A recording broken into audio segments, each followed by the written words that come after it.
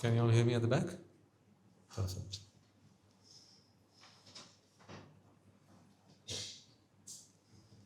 Let's begin then.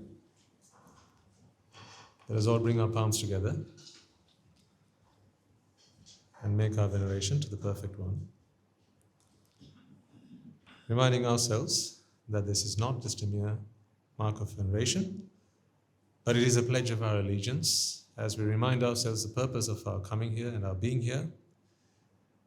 The Buddha is the destination, the Dhamma is the path, and the Sangha is the practice. And to that, we make our salutation, as well as promise ourselves to keep ourselves steadfast on this journey to ultimate bliss for one and for all.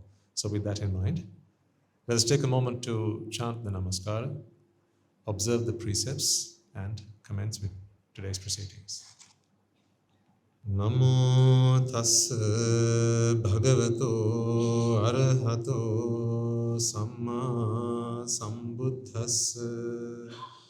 Namo tassa bhagavato arahato samma sambuddhassa. Namo tassa bhagavato arahato samma sambuddhassa. How is your practice coming along? Good? Okay-ish? So-so?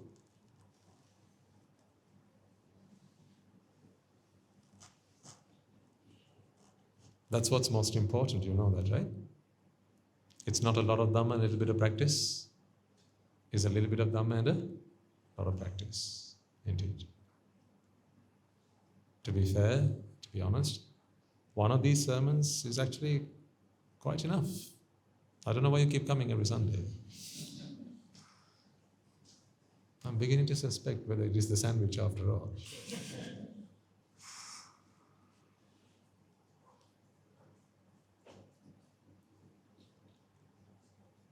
I want you to be a tea kind of person. Tea. A tea kind of person. Of course, we are tea people, we don't drink much coffee. That's not the tea I'm talking about. I'm talking about this tea. Can you see me? Is the screen on today? Yes, okay.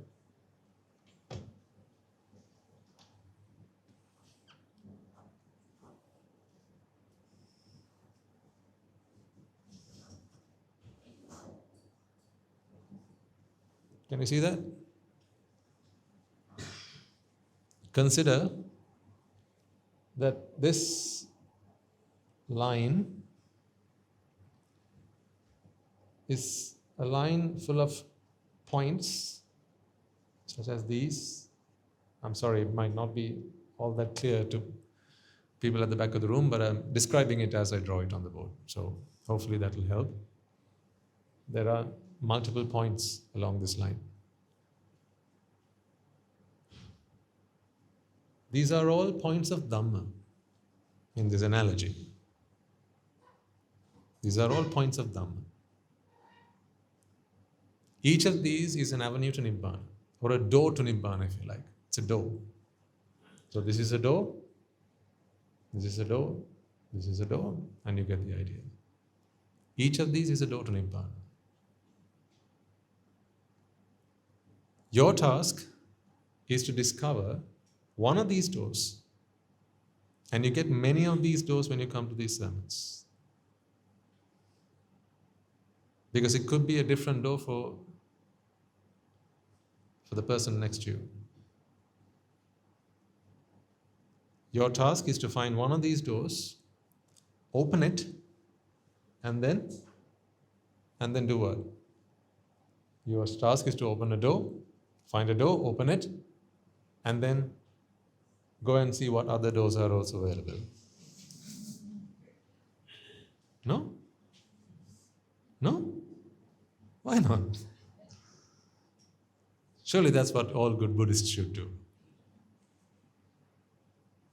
That's what all good Buddhas should do, not what all good Buddhists should do. A Buddha's task, when he comes into this world, is to discover all of the doors there are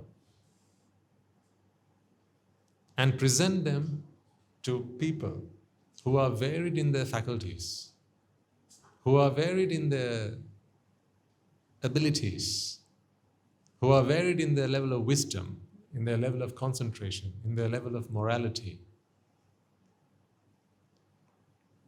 When I say they are different, I mean the minds are different. Because that is all there is. Not individuals, but minds.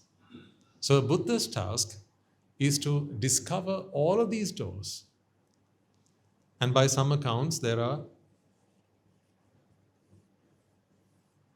84,000 doors.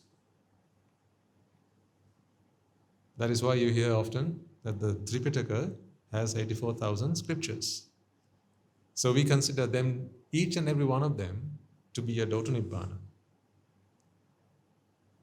So you might even think of it in these terms. There are 84,000 different personalities. There are many other interpretations of what this number entails, but this is just one of them. But your task, ladies and gentlemen, as a good Buddhist then, is not to do what the Buddhas did. Not that part of what the Buddhas did. Your task is to discover one of these doors, and you might not know which one's the right one for you until you open it and start walking.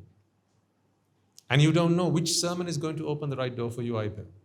Unfortunately, I am not the Buddha either, so I cannot examine you and diagnose you and say, right, for this lady, we have the Anatta Lakkana Sutta. For this lady, let's try the Dhamma Sutta. Can't do that. For the gentleman over here, let's have the... this is not the restaurant. Can I have one of these and can I have one of those? Unfortunately, it doesn't work like that. That is where your merit comes in. Your merit steps in to take over that responsibility, placing you in the right discourse at the right time and keeping you awake throughout it. So your merit has a huge part to play, which is why Ping and Kusal have equal share in your salvation. Merit as well as your cleansing of defilements, which is the Kusal part. So you must not undermine one or the other. Anyhow, your task then is to discover one of these parts, open the door. So what we do in the sermon is to open the door. We turn the key, right? We turn it a few rounds and see whether we can get the door open. You turn the knob and try and almost jolt the door open. And once it does, what happens is, the moment one of these doors open for you, ladies and gentlemen, you see the price. You see the price. What is the price? What's the price? It's the N word. No, not that N. This N word. Nibbāna, yes. You see Nibbāna. As soon as you've got one of these doors open, you see Nibbāna. Each of these are doors to Nibbāna. 84,000 of them.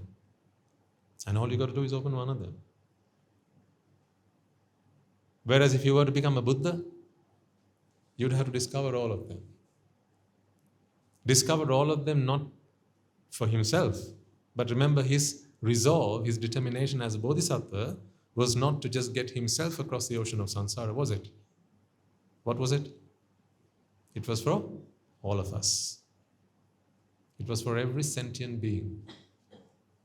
So if he takes upon himself the task of paving the path for all of us, then it is incumbent upon him, before he becomes a Buddha, at the moment of becoming a Buddha, to discover all of those doors.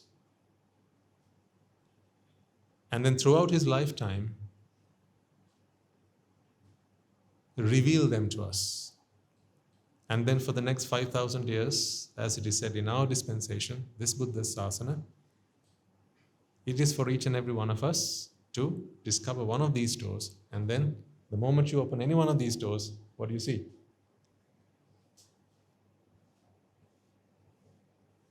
You see the same Nibbana. It's the same Nibbana. It's not a different Nibbana for each and every one of us. It's the same Nibbana.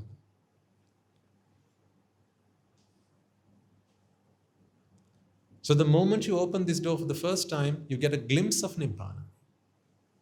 That's how it works. But you've got to understand this though. Opening the door is not the same as arriving here. When you open the door, you see Nibbana. You're not at Nibbana. You see Nibbana. Okay, that door is open, you're not seeing Nibbana now. I'm talking about this door. Pay attention. What are you like? Or am I not good looking enough?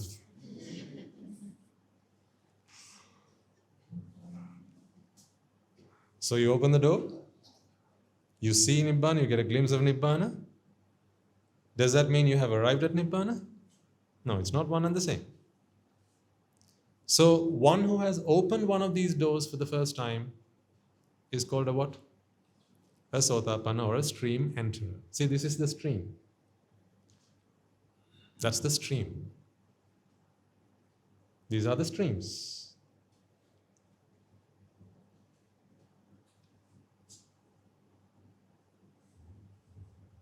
So once you have opened this door, you now take your first step, and the moment you have done that, you are now qualified to be referred to as a stream enterer.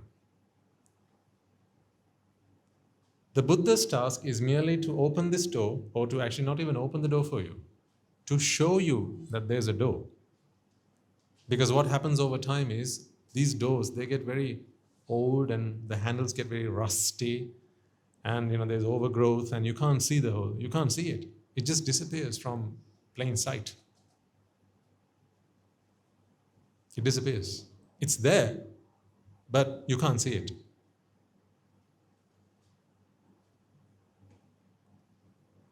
So they have to point it out to you. Here, come here. There's a door here. See?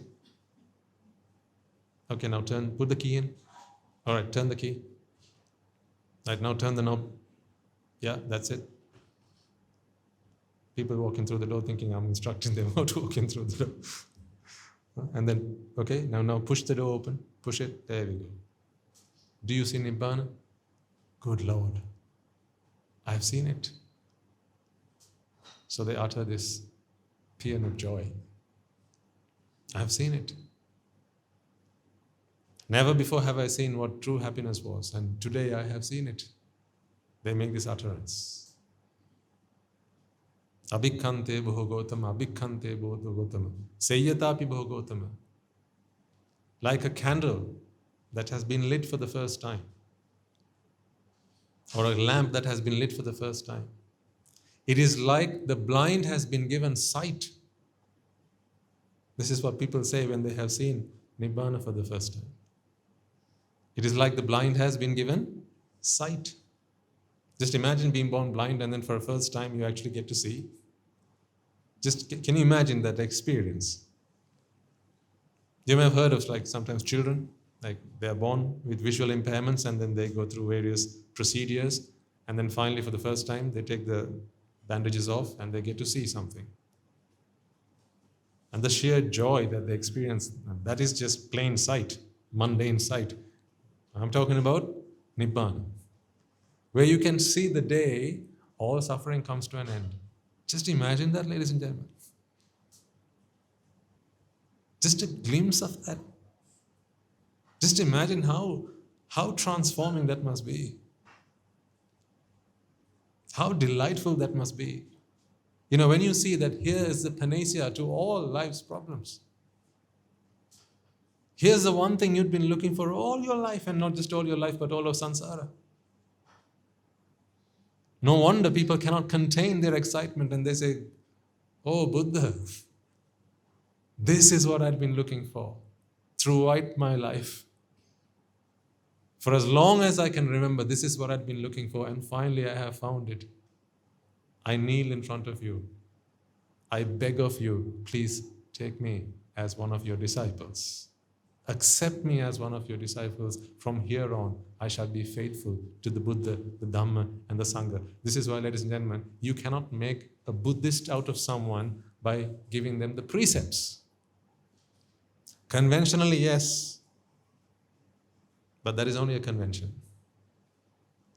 Most Buddhists don't even understand what Buddhaṃ Saranam Gacchāmi means. It's just a bit of Pali, isn't it? And we don't learn Pali at school. When was the last time you learned Pali at school? They used to teach Pali at the Piriven. I'm not used to, they still do. But learning Pali at school just doesn't happen. And then we have loosely translated those stanzas to things that kind of imply to us that there's a Buddha, and in him I take refuge. And then, of course, that prompts the question, well, where's he gone now? Where's the Buddha when you need him? It's like, from Superman movies. People are, where's Superman when you need him? So now the Buddha's gone.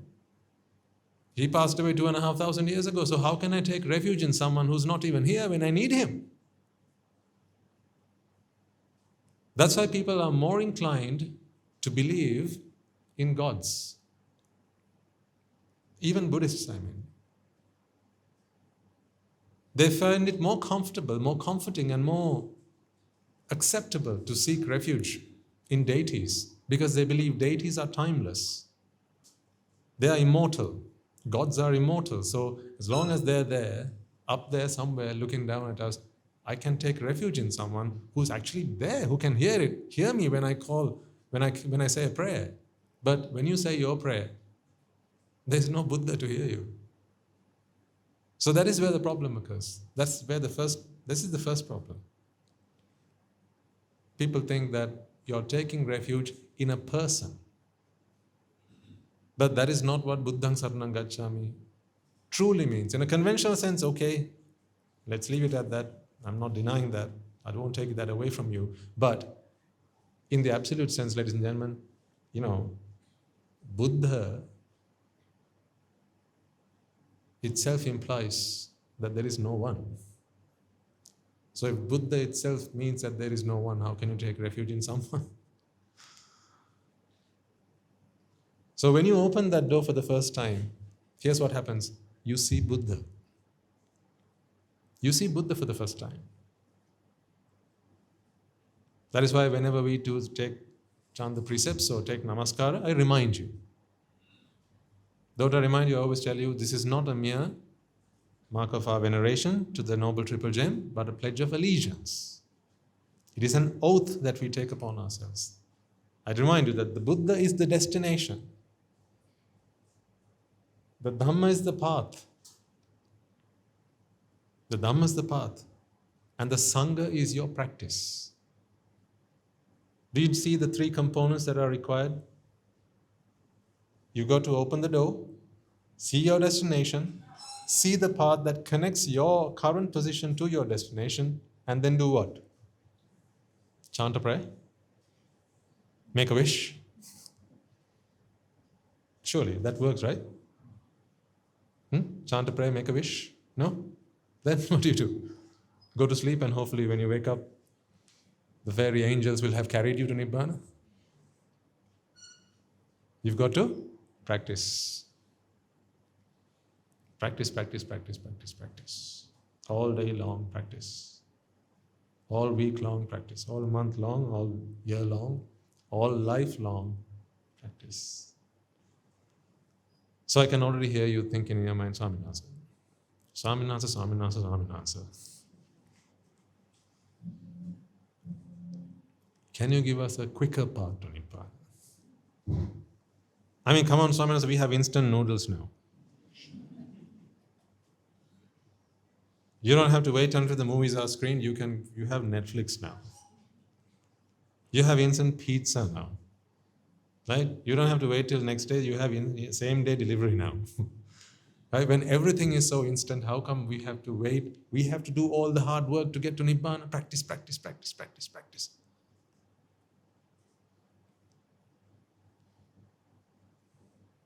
Well, I don't make the rules. It's no different to me, or it's no different for me.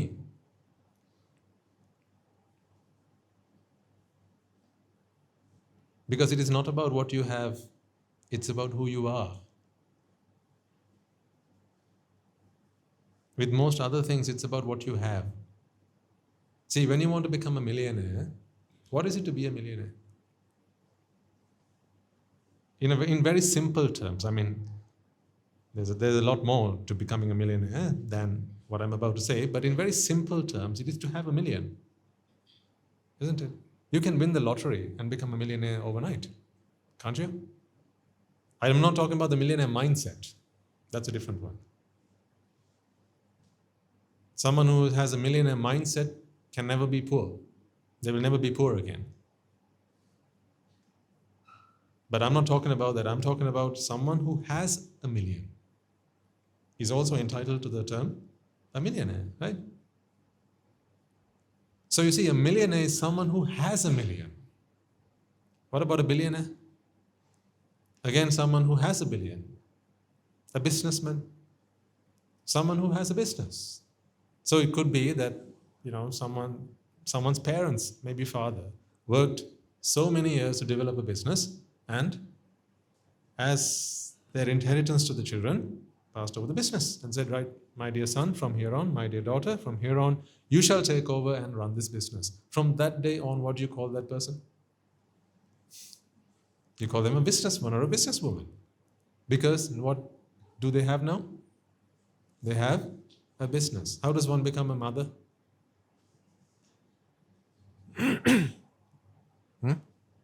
How does one become a mother? You have a child. How does one become a homeowner? You buy yourself a house, a car owner. You buy yourself a car, you have a house, you have $1 million. This is how you achieve those things. But when it comes to Nibbana, it's not about what you have. It's not about what you have. What is it about then? It's about who you are. Actually, it's more about who you are not. That's the toughest part. It's easy to be someone, but it's very difficult not to be anyone. Don't you think so? All our lives, haven't we been someone's? When you were a little girl, what were you? Ladies, when you were a little girl, what were you? You were a little girl. That's what you were. You were a little girl. And then you went to your mother and you asked your mother what? When I grow up, what will I be? Will I be? And then what did your mother say? The future is not ours to see. Padmini, Padmini. If that is your name, not Kesara, Aksara.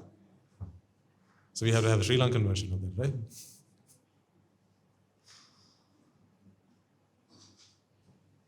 So when you were a little girl, you were a little girl. And then you grew up. Then you were a teenager. So when you reached your teenagers, what were you? You were a teenager. See, you went from being a little girl to a teenager. You became another someone. You became another someone. You no longer identified yourself as a little girl. In fact, you didn't even like it. If someone said, hey, little one, I'm not a little one. I'm grown up now. Because everyone likes to grow up when they're younger. And once you're older, what do you want to do? Of course. That's the thing, isn't it? We are never content. Whatever we don't have, we want. Whatever we have, we don't want. And we talk about contentment. So then you grew up and you became a teenager, and then that was what you were, a teenager. Then you grew a little bit older, and then you were an adult. See, you became another someone. So first you were a little girl, then you became, that was someone, and that someone went on to become another someone. At that point you were a teenager, and the teenager went on to become an adult, and then you were an adult, another someone. Then you were middle-aged, a middle-aged adult. And then going along, a senile adult. And then you know what happens after that. I don't need to spoil it for you. So we are always someones. But then along this journey, there are plenty of other someones that we become. It depends on what you learn at school, which degree you choose to take, what career path you choose to pursue, right? Who you decide to get married to, what line of work you decide to go down, what hobbies you choose to pick to do, right? These are all things that define your life. Actually, what it does is it gives you a certain personality. It makes you a certain someone. But none of those are Buddha. Because Buddha is no one. Buddha is no one. So that's what I mean. When you're at this barrier, at this point, and you open one of these doors, ladies and gentlemen, you see for the first time how it is possible that you can be a no one day. Never before in your life had you seen this. Never before in your life had you seen how to become a nobody. Whenever you've dreamt of becoming what? A someone.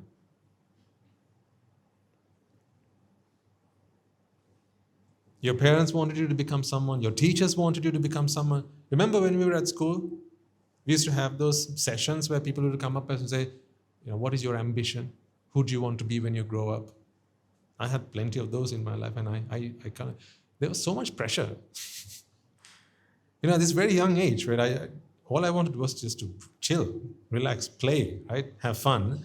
I had to become someone. So we've all been there, so you know what I'm talking about. There was so much pressure to become someone. But that is all we've known. We've only known to become someone, and someone to become another one, and that one to become another one, and so on. We've never known that to become nobody was also an option.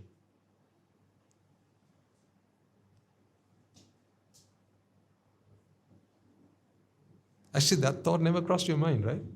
That it was an option to be nobody. That card was never played. It was always turned the other way around. It was never in the pack. Someone stole it. But when you open this door for the first time, you see that card again.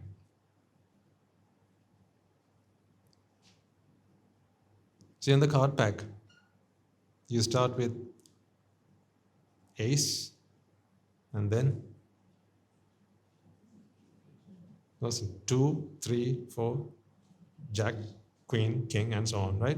There isn't a card that has nothing on it, is there? A blank card? Like in Scrabble, you have blank tiles. But on a pack of cards, you don't have a blank card, do you? So every time you play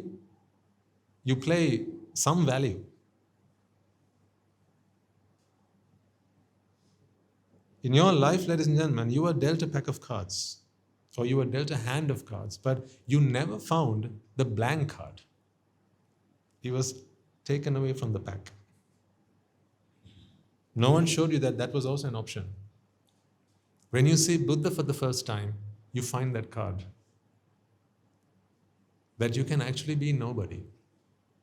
That it's possible to be a nobody. The problem with being somebody is that somebody always has always got to be maintained. It is something you must always maintain. You must always do something to be somebody. Take some of those examples we talked about earlier. A millionaire. Are you going to tell me that you can become a millionaire and then forget about it? Are you? Seriously? Can you become a millionaire and forget about it? Now what must you do? You must sustain it. Right? You have to maintain it. You have to maintain your net worth. What if the exchange rates change? What if the currency in which you are a millionaire deflates?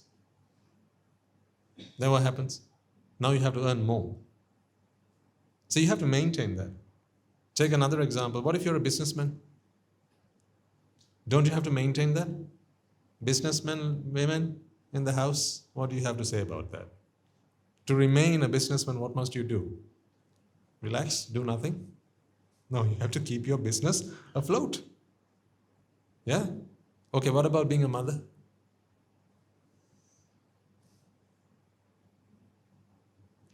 The day you stop being a mother is only one road crossing away, right?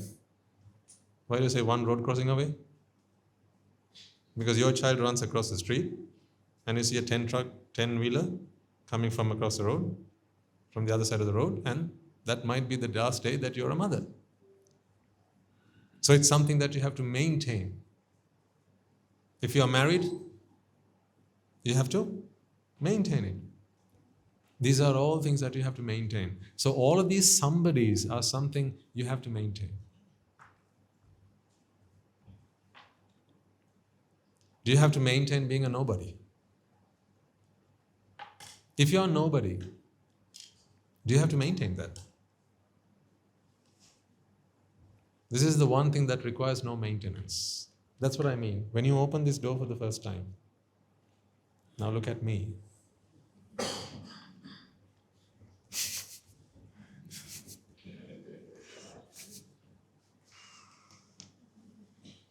Okay, I'm not going to say what I said before. When you open this door for the first time, you realize that there's another card in your pack. And that card is a blank card. The one card that you were never dealt. The one card that you were never dealt.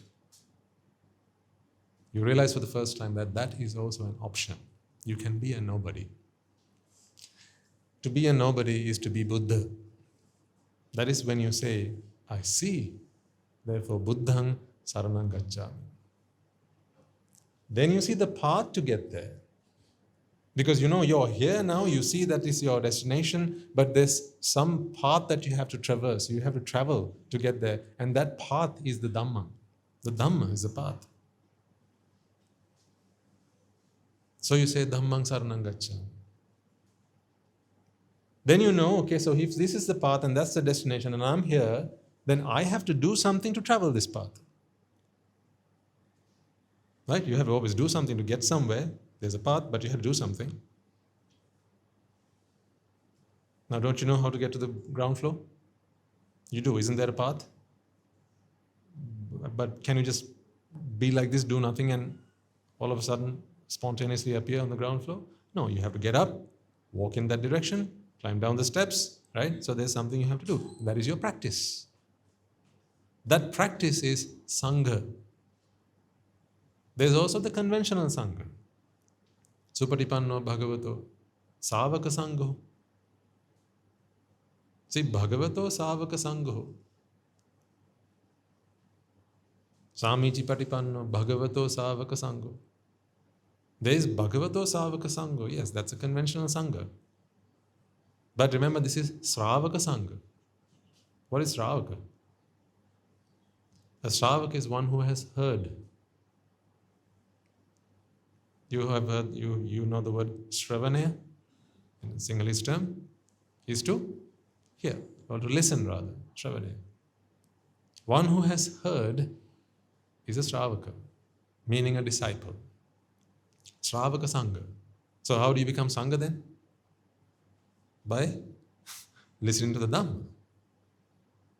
Have you heard Bhagavato Pataka Sangho? Samichi Patipanno Bhagavato Pataka Sangho. Pataka is what? To read. There is no Pataka Sangho. There is only Sravaka Sangha. You become Sangha by listening to the Dhamma.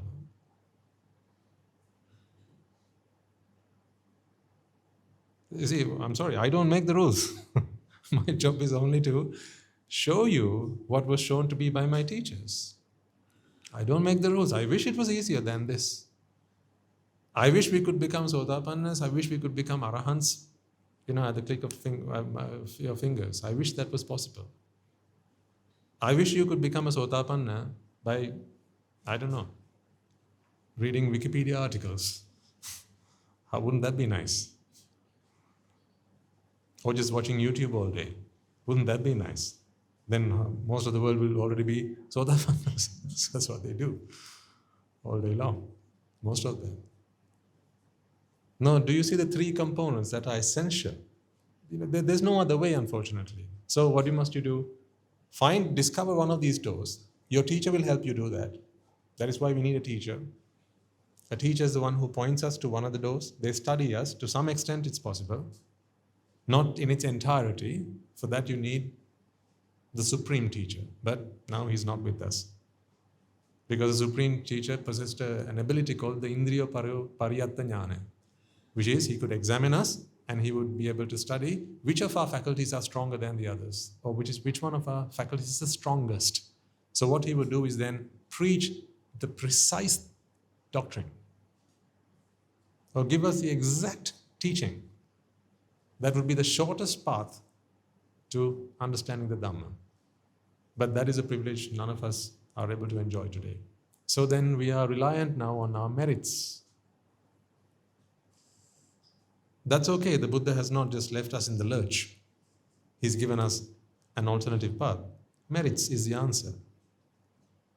That is why, ladies and gentlemen, whenever you do merits, I think I have said this in the past and I repeat it, whenever you do merits, make a resolve. May these merits guide me to Nibbana. Make that resolve. Do it. Deliberately do it. Make it a point to do it. When you offer alms to the Swamin Wahanse, make that resolve. May these merits help me to attain Nibbana. Because you have pretty much everything else. Life has been virtually kinder than it has been to most. So there is nothing more that you need to wish for, really. Let's be honest. All things considered, right? When we live in a world where people are starving, when we live in a world where people are homeless, when we live in a world where people can hardly find a day's meal, right? Hasn't life been kind to you?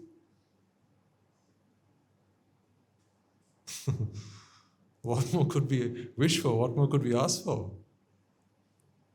You have all your faculties intact. You can hear me, you can see me, you can speak to me, you can understand what I'm saying. You have the ability to understand, you have the power of intellect. What more could we ask for? You don't have to come here and sit hungry. You have people around you who care about you. You have friends, you have family, right? What more could we ask for? So really, whenever you do merits, I urge you not to wish for anything else, because you've already had a fair share of all of that. Life has been kind to you. Let's be honest. There are many who could only dream of what you have. Actually, no, there are many who could only dream of a billionth of what you have. So let's not wish and pray for any other thing, anything other than Nibbana. So whenever you do your merits, resolve, make that resolve. That is going to be your Buddha substitute. What is going to be your Buddha substitute? Merit. Merit done with the right resolution is going to be a Buddha substitute.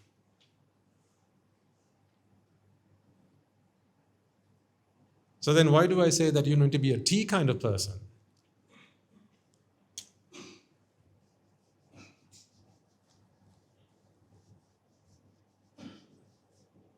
If this is Nibbana and you have one of your doors open, if this door is open to you now, then all you've got to do is dig. Keep digging, keep digging, keep digging, keep digging until you get to Nibbana. That is what I mean by the T.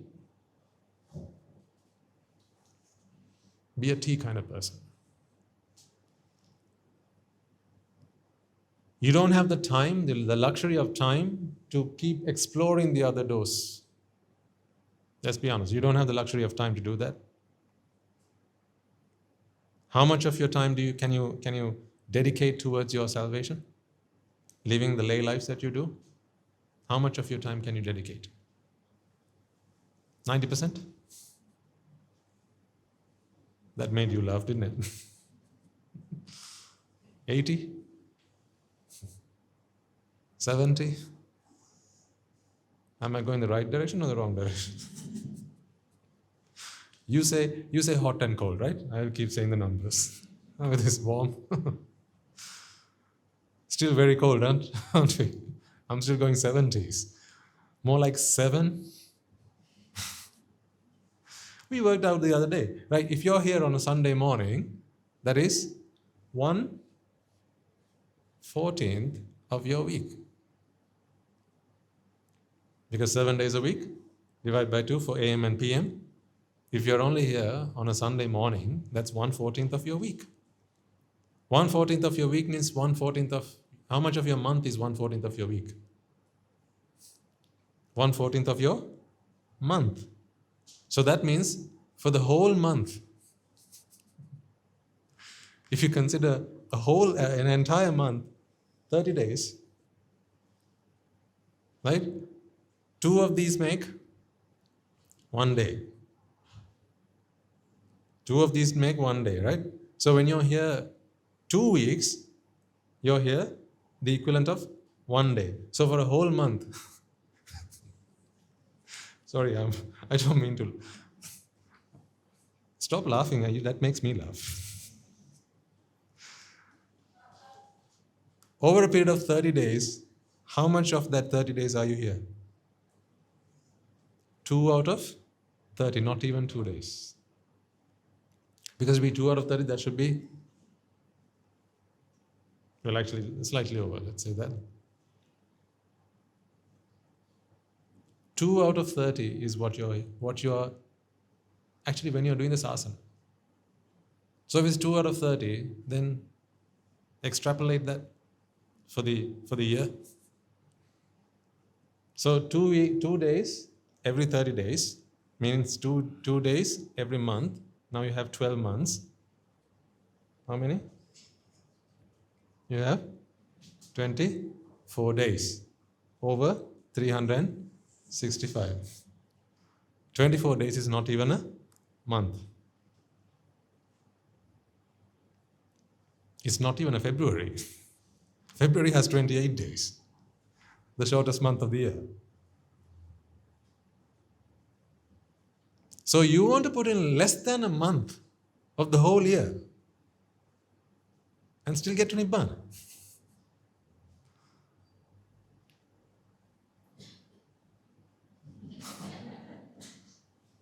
That's not fair. If you could do what you're doing and get to Nibbana, I protest.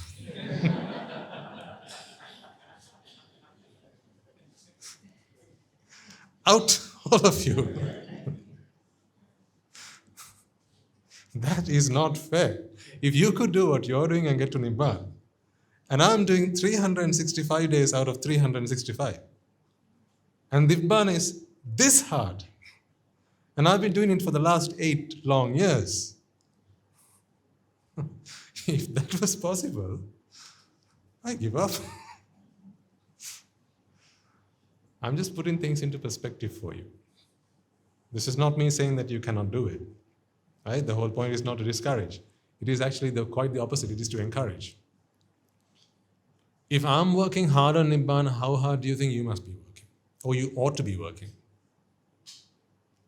Extra hard or extra hard? Actually, that's one few extra there. You need at least 10 of them. That's how hard you ought to be working. That's why Guru Handra always asks, Gihivataka sita nivan dakinne keseda? He always says, how can one get to Nibbana in a lay life? Again, only out of compassion, because he encourages people to enter the noble path. Anyway, that's a story for another day. But I want to get this point across to you. Nibbana is not being donned in a robe or shaving your head, right? In the same breath, I want to say that to you as well. It is about 3 things. It is about Buddha, it is about Dhamma, and it is about Sangha. Sangha being your practice. Being your practice has nothing to do with what you're clad in. It is not your robe. It is not how much hair you have on your head. It is not how many meals you eat per day, or whether you eat on a plate or in an alms bowl. It's none of those things. It's none of those things.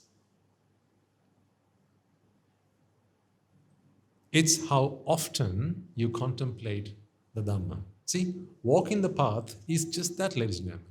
The path is made by walking it. That is how the path is made. You make the path by walking it.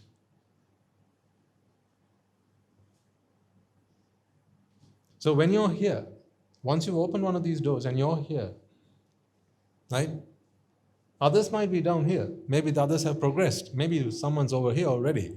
If you're here, then the next thing you ought to do is what? Walk the path. Put that next step forward. And once you've done that, what's the next thing to do? Put the other step forward. And then the other step forward. And if you decide to stop here for a while, well, others are walking, so won't they drag you with them? Can't they carry you with them? No, that's not possible. When you stop, the path stops. When you walk, the path continues. That is why I say the path is made by walking.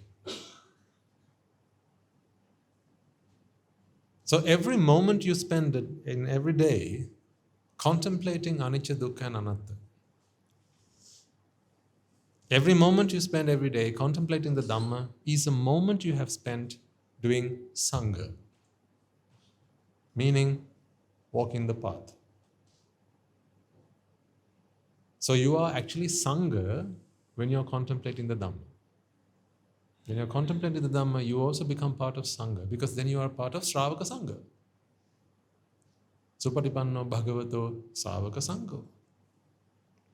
Naya Patipanno Bhagavato Savaka Sangho. Samichi Patipanno Bhagavato Savaka Sangho. Savaka Sangho. But there is no substitute for this. So what is the role of a teacher then? Two things. One, when you're here and the door is closed to you, to inspire you, to show you that there's an alternative, that it is possible to become a nobody, that you don't always have to try to be a somebody to be happy. In fact, let me put it this way, to be happy is to become a nobody. That it is fake happiness that all these somebodies experience. Whenever you're a somebody and you say you're happy, that's a fake happiness. It's not really happiness. The word is pleasure. It's not happiness. Happiness and pleasure are very distinctively different things. So that is a teacher's first job, to inspire you. To inspire you to walk up here, to listen to the sermon. Come on, what is your problem? Let me talk to you. What's your problem? It's like what you do. It's the reason some of you are here. You've had noble companionship. Noble friends have brought you along. They've tagged you along. They've held your hand and walked you into this room. They brought you to the monastery. Not just our monastery. Wherever the Dhamma flourishes. Wherever there are doors that can open to show you the path to becoming a nobody. So that's the first thing a teacher does. Inspires you to open the door. Now that you're inspired, then the next thing a teacher can do is motivate you. You must only be motivated once you have opened the door. Prior to opening the door, there's no point in motivating, because you are motivated to do something else. What happens when you motivate a fool? If you motivate a fool, they do really foolish things. So don't motivate a fool. You must motivate the wise. So before you motivate someone, make sure that they're inspired to do the right thing. Always. As friends, as teachers, as fathers, mothers, right? People who care about others. Before you motivate someone, make sure, it's like before you get someone to climb up the ladder, make sure that it's leaned against the right wall. That's the inspiration part. So that is what a teacher does. Initially inspire, and then the teacher motivates you. After you've opened this door and seen Nibbana for the first time, no longer is inspiration necessary. Now you're inspired. It's like you've seen the summit. Once you've seen the summit, where must you look next? You looked up to see the summit. Where must you look next? Up there or down there? Where? Down there. Why? Because that's where you're going to put your next step. Isn't it so? That's where you're going to take your next step. So inspiration is up there. Motivation is down there. So you first open the door. You can't open the door for them. You inspire them to open their own door. And that's what these sermons are supposed to do, partly. Partly these sermons are to inspire those who are meritorious enough. Now listen carefully, I emphasize this. These sermons are to inspire those who are meritorious enough to discover their door from a series of doors. From a selection of doors, find your door. It could be this sermon, it could be 2 sermons before this one, could be 10 sermons before this one, could be the sermon Guru Handru came and did, could be that sermon. Could be next week's sermon.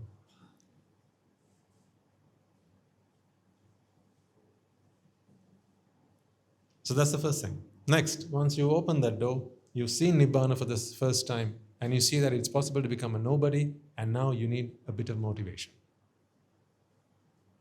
to carry on. Even without motivation, you will get there, but it'll take you time. In very loose terms, it is said that it will take you at least or maximum of 7 lifetimes to get to that destination with or without motivation. And this is arguable whether it is 7 lifetimes or 7 bhavas. Bhavas meaning you are now in a human bhava. If you do enough merit, you might become a deva. That is another bhava.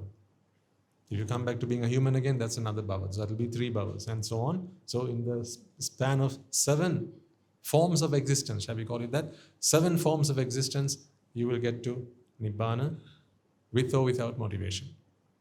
Because now you are self-propelled.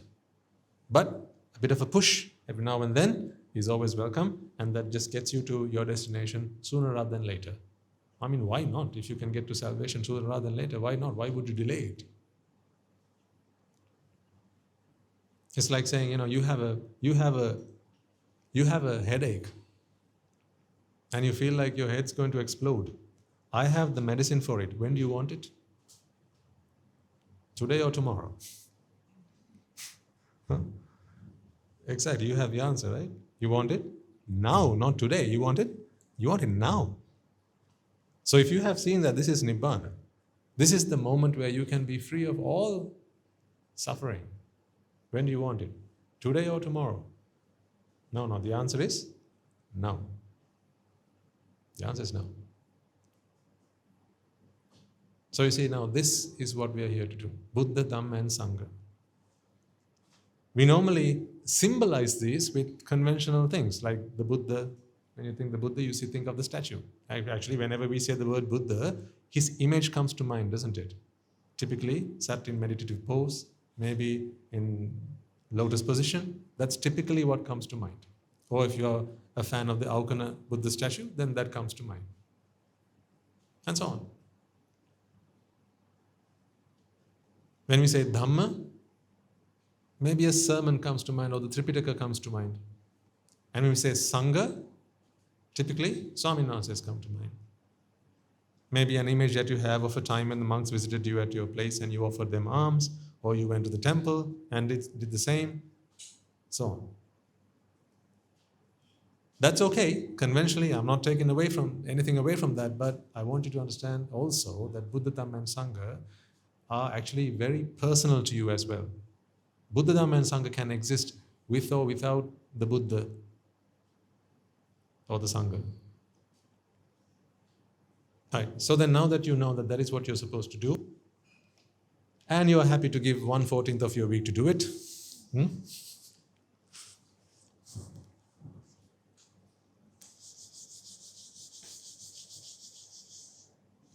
you understand what it is to become a tea kind of person?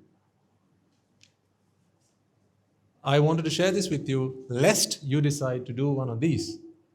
You try this for a while. Actually, I want to try something else today. And you try and open this door, and you try going down this for a little while. And you say, maybe another one. And you go this way, and you open another one, and you come down this way. And then after a while, you decide, maybe I try anapanasati. You go in this way and try that for a while. And maybe it's abhidhamma for a while. You come on this way and go this. Do that for a while. So this is what happens when you keep changing teachers. Because each teacher will show you a different door. No wonder. You can't blame them for that because they have opened their own doors. I mean, there are 84,000 options. What are the chances that two teachers will have found the same door? What are the chances? That is why it's very important, ladies and gentlemen, to find one teacher who can teach you how to open the door that is right for you. You open that door and then you start walking. And then from time to time your teacher will guide you. But with or without guidance, you can get to your destination now after you've seen Nibbāna for the first time. But that guidance will be the motivator. It will nudge you along. Because there's something a little bit more than just the Dhamma when it comes to Nibbāna. That is also very important. Some of it we talked about last week. It's about how you are willing to give yourself up. The sacrifices you are willing to make on behalf of others. Patience.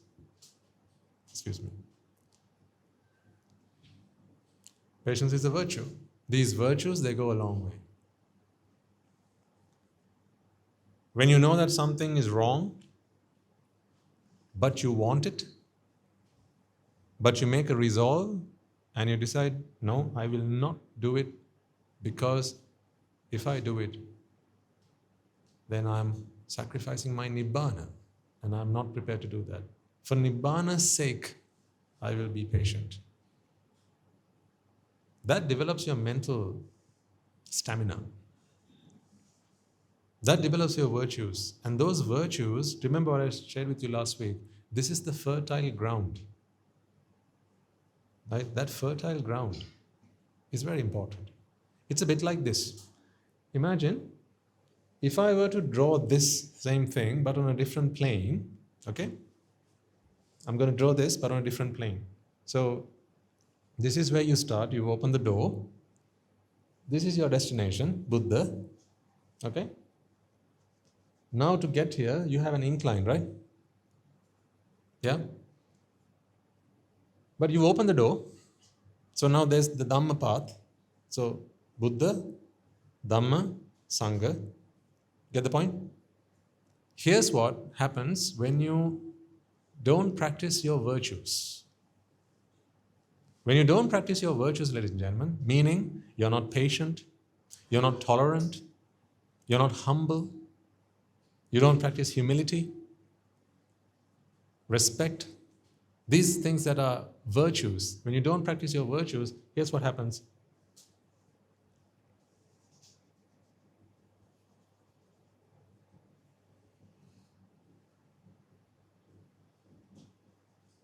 It gets steeper and steeper and steeper. The path is still open. Once you become a Sotapanna, no one can take that away from you. It's yours. But you can make the path more arduous, more difficult for yourself. Or you can also do the opposite. What? Make it easier. So the more you practice your virtues, the more merits you do. Now tell me, don't you think a Sotapanna needs merits? Come on, we've just said that Nibbāna is theirs for the taking. It's guaranteed. Arahathood is guaranteed to the Sotapanna. So do they not need merits? Of course they do. Because what would merits do? It brings, it's kind of like this.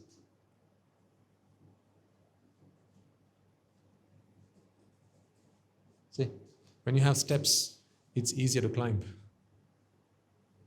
So the more merits you do, I think that would be the better analogy. The more merits you do, the more steps you have.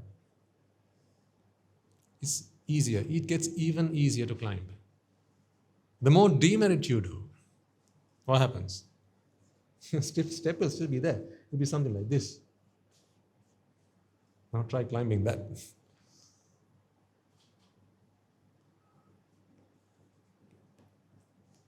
See, there's a lot of work to do in this space. That's what I'm trying to get across to you. Buddha is easy. Dhamma is also easy. Sangha is the tough one. That's why most people don't bother.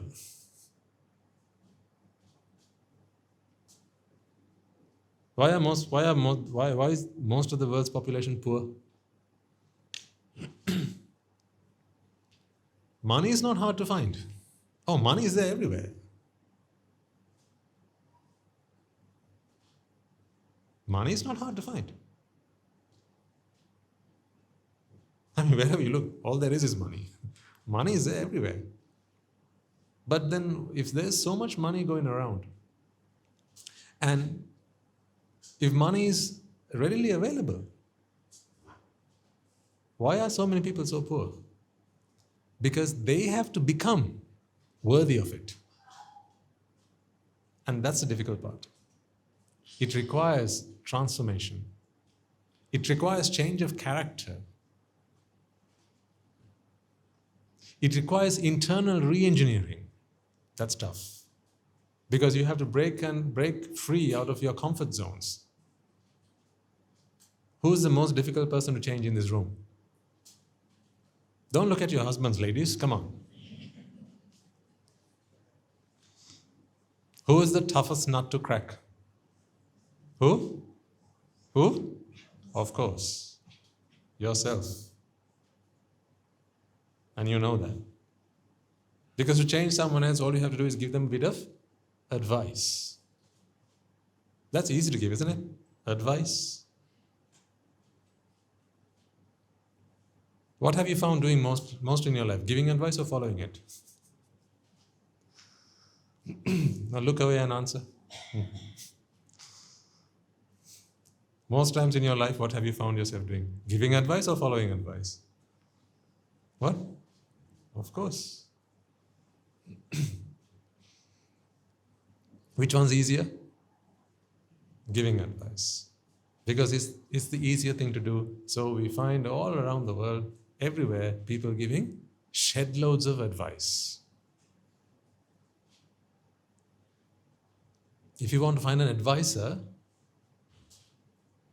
you get there are plenty of them out there.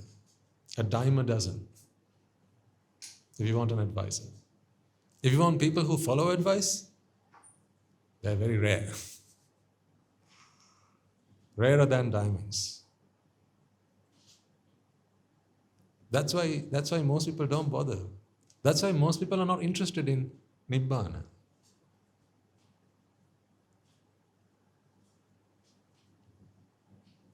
That's why the majority of Buddhists I have seen in my life, it might be different to yours. In my life, most of the Buddhists I have seen are trendy Buddhists. Trendy, they're very trendy Buddhists because it's swag to be Buddhist, you know. Are you supposed to do it like that, right? It's very stylish to be Buddhist. It's very fashionable. Hey man, I'm a Buddhist. Yeah, I'm Buddhist. Because you get to meditate and all that, right? And you get a bit of Zen.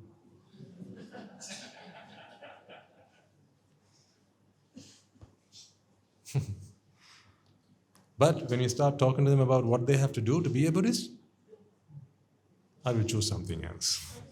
And they walk away. It's far easier to pray at the altar than to change oneself. It's far easier to offer flowers and light an oil lamp, or offer an incense stick. It's far easier to do that than to actually transform oneself, because it's you against you. That's the most difficult thing to do. You against someone else is easy, but you against you? Have you tried it? What was it like?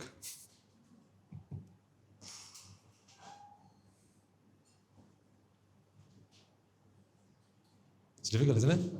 You against you?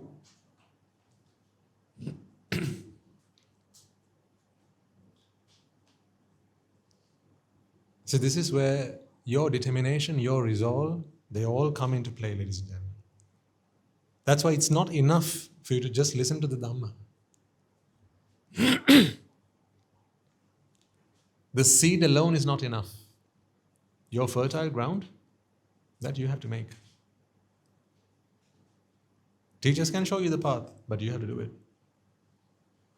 How difficult is it to be humble? Not pretend humble, actually humble. Easy or difficult? That's difficult. To practice humility, it's very difficult. It's not easy. How is it easy or difficult when someone accuses you and you know that it's a false accusation, to remain silent?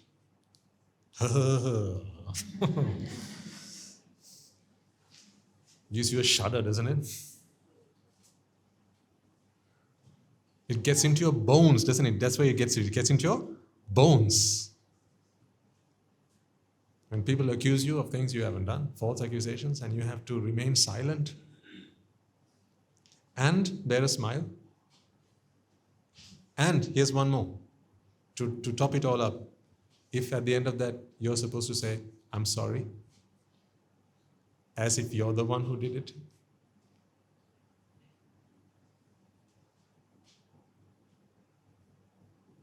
Try doing it once, just for a change, and see what that feels like. You will realize why it is so difficult to attain Nibbāna. You will realize then that the problem is not with Buddha or Dhamma. Sangha is the toughest one. Sangha is all about you. All about you.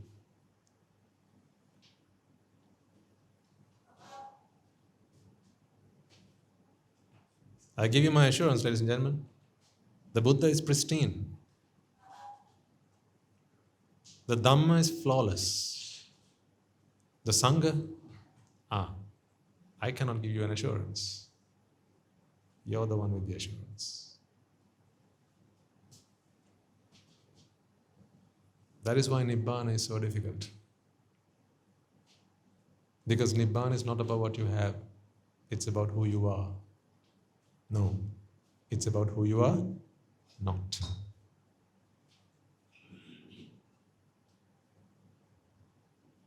What is Nibbāna? It's about who you are not. Doctor is about who you are.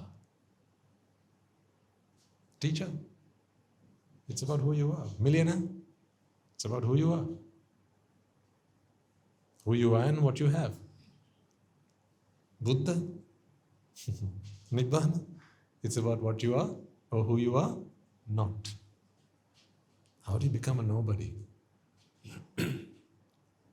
When there's a furnace inside of you that's blazing and screams out loud saying, you are someone, and show them who you are.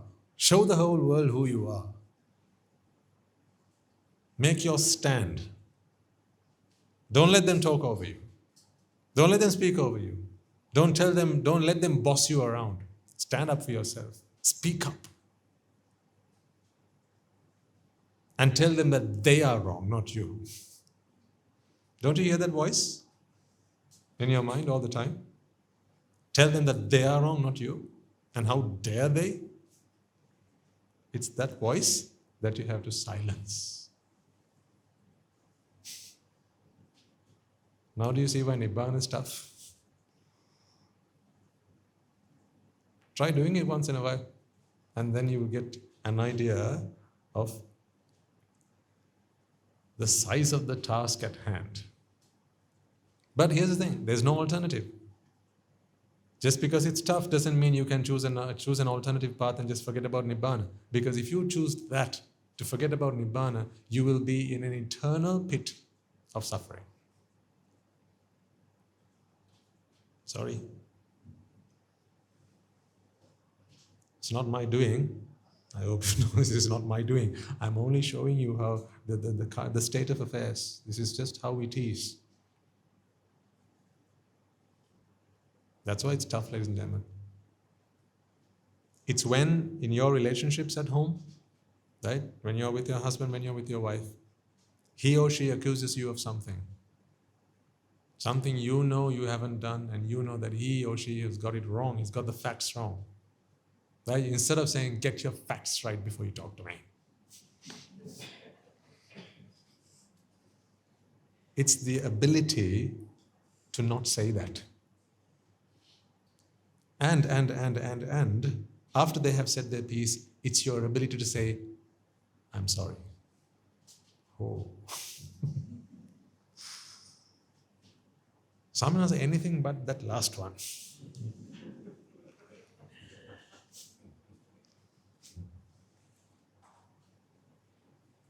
Aren't they the two most difficult words to say? I am sorry. In that order. I'm sorry. Particularly when you know that you were not wrong and you had your reasons. Whenever someone accuses you, don't you want them to listen to your side of the story? Don't you feel that? They have to listen to your side of the story? Don't you feel like, when does the defendant get a chance to speak? You have that voice inside your mind. And that voice, I can help silence that. Right? I can help you silence that. But if you cannot control that voice, you will spurt it out. I need you to develop the virtue of patience so that you can feel it turning and twisting and turning inside and roiling you from inside, but mum's the word.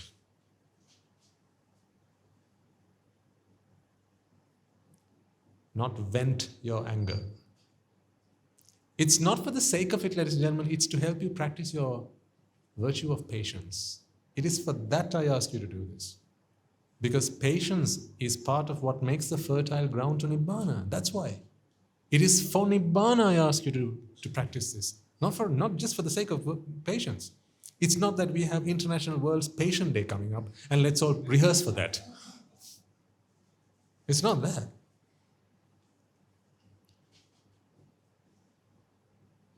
This is not a rehearsal for a performance. No. This is because you need it. It's not a choice. This is one of the paramitas. This is one of the perfections. Khanti is a paramita. Patience is a paramita. Patience is your ability to remain silent when there's an internal voice that fights for justice, that screams for justice. Practice that.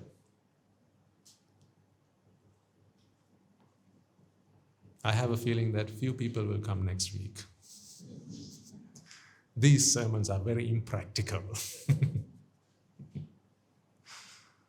Swaminatha is always asking us to do things we cannot do.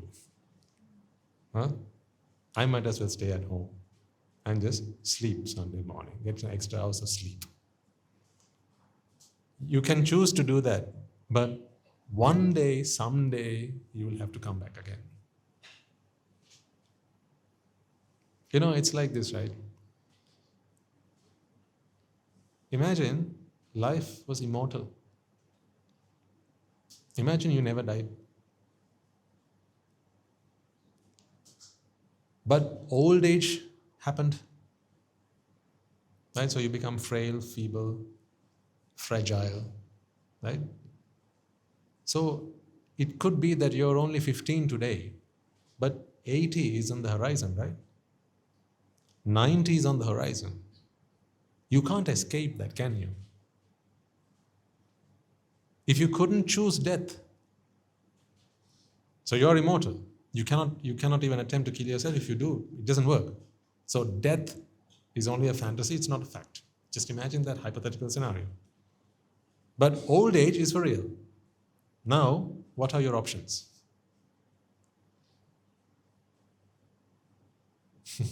Just imagine that. No death, but old age is for real. What are your options? No option. When you're 80, you'll be 80.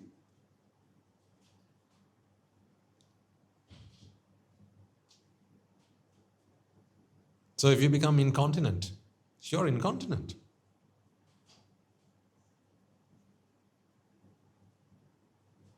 If you become immobile, you're immobile.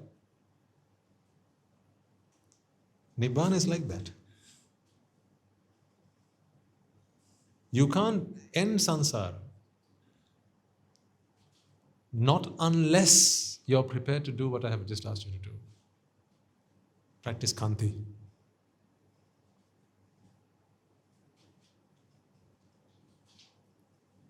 It's even more difficult when you're being ridiculed, mocked, when you're amongst your peers. Oh, that's a tough one.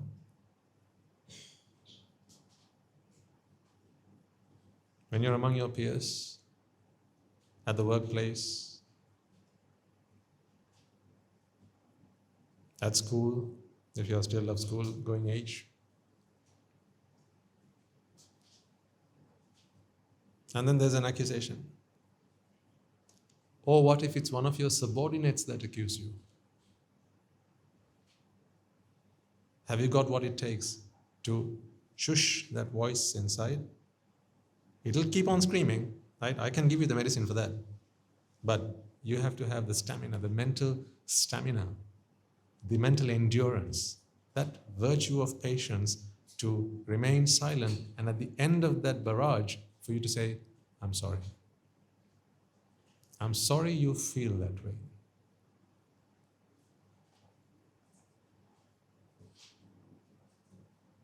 See, that way you don't talk yourself into prison either.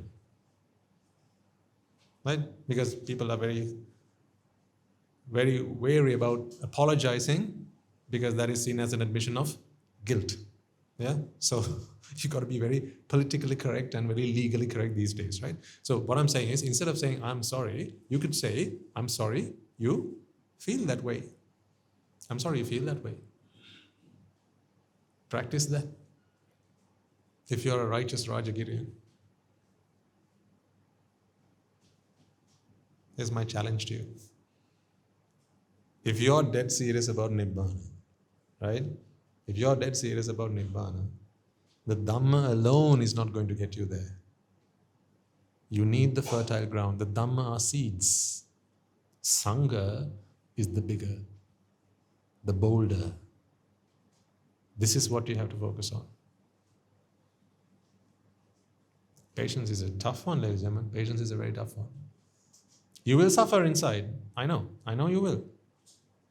And you will feel like saying 1,000 things. And maybe you will be patient, and then you'll turn around and walk away, and then a few yards, having walked away, like, oh, I have to say something. And you turn back around, hey. Or you walk back into your office, and now you settle. Very, very restless at that time, because you had to say something, but you couldn't, because that was somehow not opportune of you to say that. But now you have, there's an email I can send.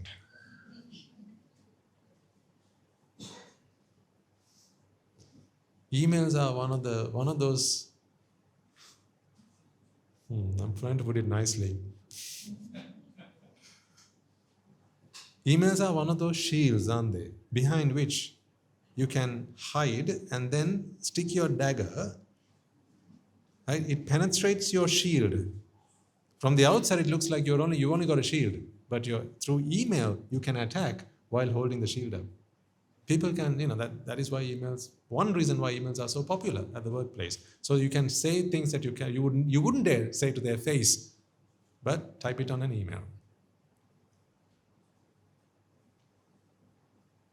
You know what it's like at the workplace. How much of what you wouldn't say at the water cooler, you will still say on an email? You wouldn't dare say that to their face. You wouldn't dare say that over the phone. But when it's in written form, anything goes. That's the thing. These virus scanners, they only check if an email has a virus. They don't check whether the sender has a virus.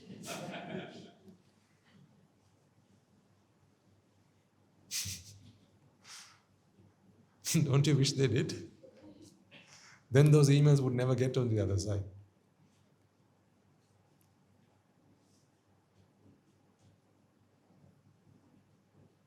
%90 of workplace communication breakdown is because people choose to email rather than walk up and talk to the other person. It's 90%. It's very easy. And send. Because when you're behind a screen, you don't have to care about emotion, you don't have to care about how they feel. Just send it.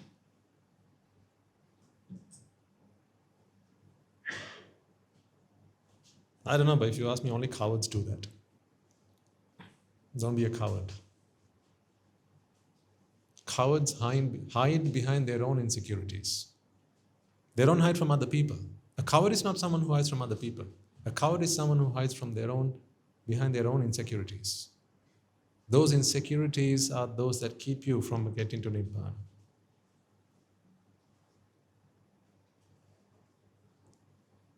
This might sound like workplace ethic, but actually what I'm trying to express to you is how to fight your inner demons, ladies and gentlemen. You've got to fight these inner demons.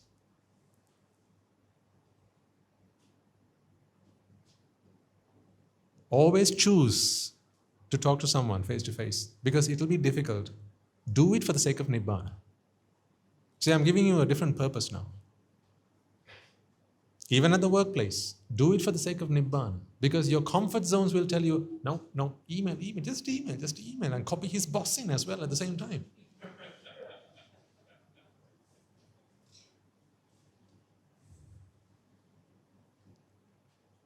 I suggest, instead of doing that, get up from your seat, walk up to them, and have a chat. Your workplace relationships will flourish. It'll go from good to better, I promise you. I tried this and it worked. Because this whole emailing malarkey was also planted in my mind. When I went into the corporate world, it seemed like all people communicated was through email.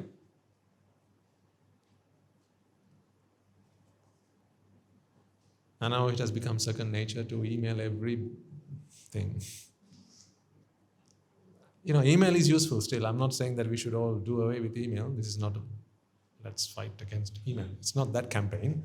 But I suggest don't use emails to hide behind your personal insecurities. That's what I'm speaking up against. Because that is poison to your Nibbana. For the sake of Nibbana, stand up, walk up to them, tap them on the shoulder and say, "Excuse me, may I have a word with you, please?" Your legs will be walking this way, your mind will want to walk the other way. But fight against that. Do it for the sake of Nibbana. You'll be glad you did it. Try it. Try it once, just once for the sake of Nibbana, and do it as homework. You're always eager to do the homework that you get from Rajagiriya, right? So, what's a school if there's no homework? Do it just once. Pick one conversation that you have always been avoiding And try and have that conversation. Be that with a member of your family. Be that with your neighbor. Do you email with your neighbor as well? Is that also still through email? Maybe your work colleague sits just on the other side of the floor. Maybe it's the opposite desk, but email.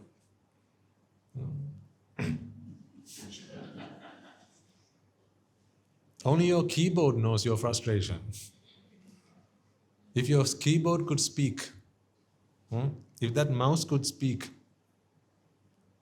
he would say things that you would be very embarrassed. Because your keyboard knows every word that you typed and then delete it before you replace it with something else.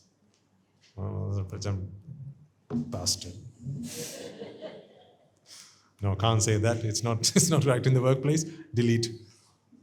Fatherless person. More politically correct. But your keyboard knows what you typed. So if your keyboard could speak, what would it say about you? Would it still nominate you for Worker of the Year? Colleague of the Year? Anyway, what I want you to do, this is not me trying to improve your workplace relationships, right? Or this is not the path to getting a promotion, or how do you get your incentive at the end of the year, the bonus. This is not about that. This is not about that. This is about what? This is about fight those inner demons. Fight them. Accept the challenge. Don't hide behind your insecurities. Did I not tell you the other day, I will proclaim that you are ready to attain Nibbana if on my demand you will come up on stage and start doing bunny flips when I ask you to, the bunny hops. Yeah? When I ask you, you have to come up on stage, put these two things on your head, right? And then just hop, hop, hop, hop, hop. And I'll ask the audience to say hop, and you have to hop. Until we say that's enough, you can go back to your seat.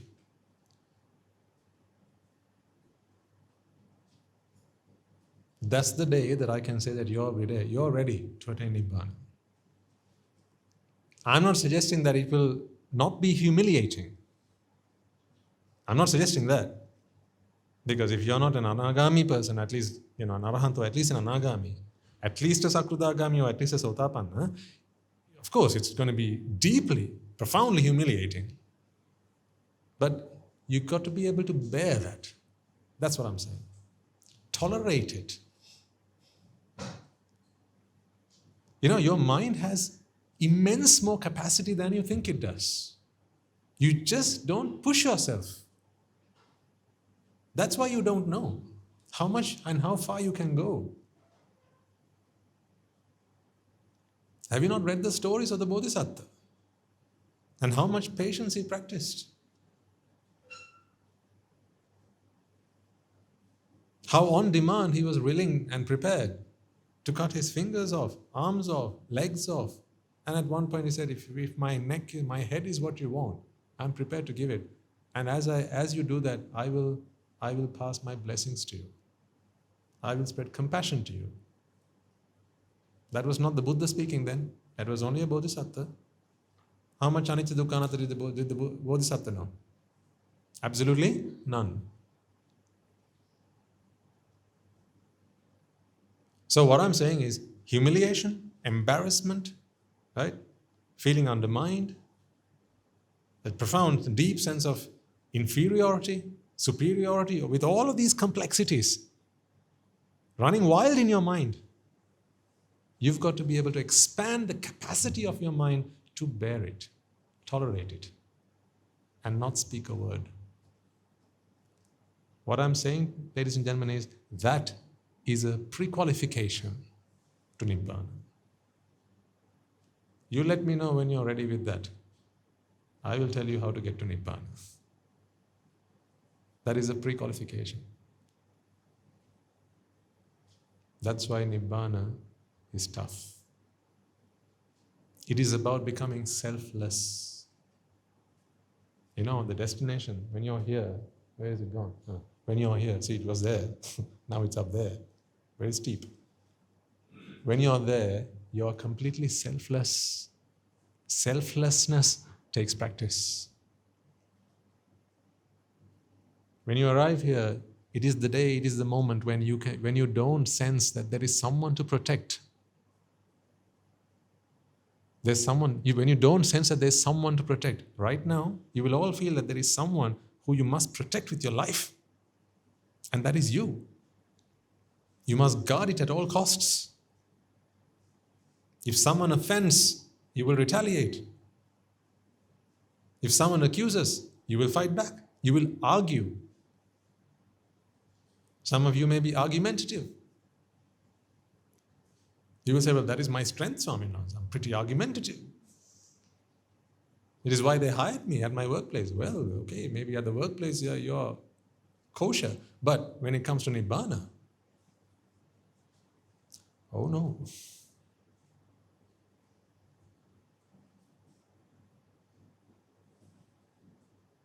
See, not any average Joe can get to Nibbana.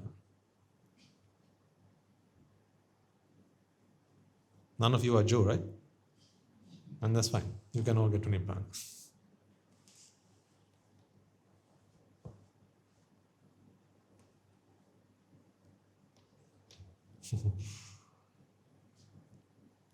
I've been doing this for 8 years now.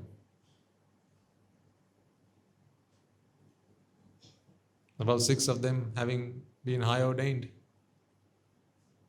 5 years listening to the Dhamma before becoming a monk. I'm still not an arahant. That's not because it's impossible. That's because it's tough.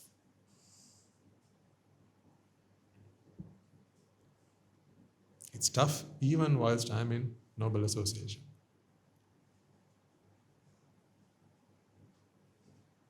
Even when I'm surrounded by 200 men just like me, who constantly encourage each other. 200.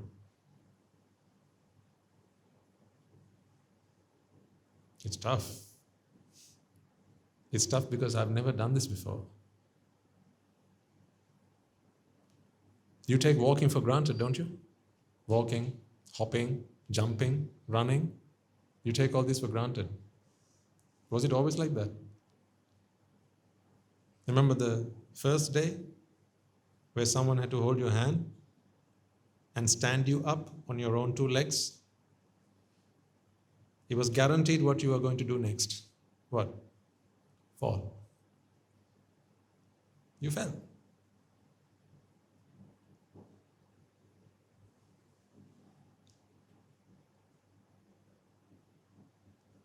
Fortunately, you didn't give up.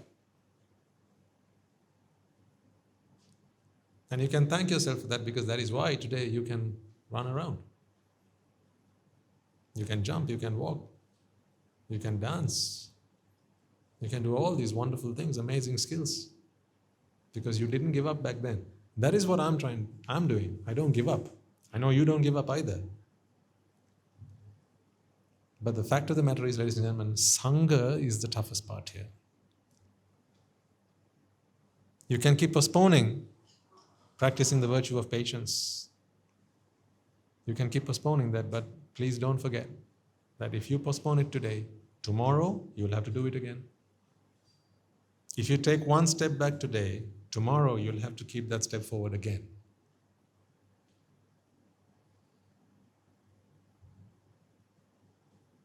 Imagine your task was to count from 1 to 100, and you can't skip any number in between, right? So you start counting 1, 2, 3, 4, 5, 6, 7, 8, 9, 10, 11, 12, 13. Now you keep going now. So now you are at, say, 40.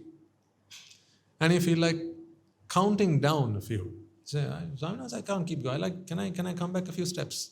Yeah, sure. Say, okay, you're at 49, 39, 38, 37, 36, 35. Now you're counting back. Right?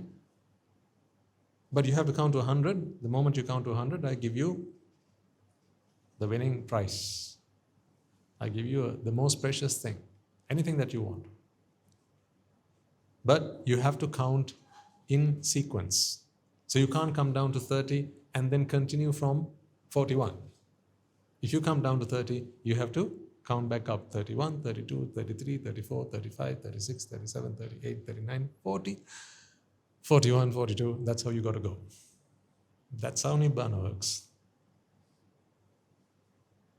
Every step back today is a step that you have to go forward tomorrow again.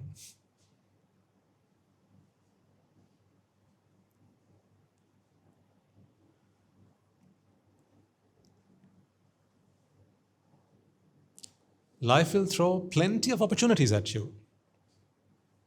Those opportunities are less frequently available at the monastery, that much I can tell you. But in your life will throw plenty of opportunities. It will be opportunities galore. Life will keep throwing opportunities at you to practice these virtues. Because at the monastery, no one tests my patience. Because people are always very soft-spoken and they are always willing to take a step back. People are always willing to do that and let me have it my way. The reason for that is they're all practicing coming out of their own comfort zones. So although we encourage each other, we don't push one another. We push ourselves. So when it becomes uncomfortable for us, we know, that's my problem. So we don't demand the other person to change, we go work on ourselves. Therefore, it's a very harmonious environment. Very little room for conflict. Very little room for conflict. But can the same be said about where you find yourselves day to day?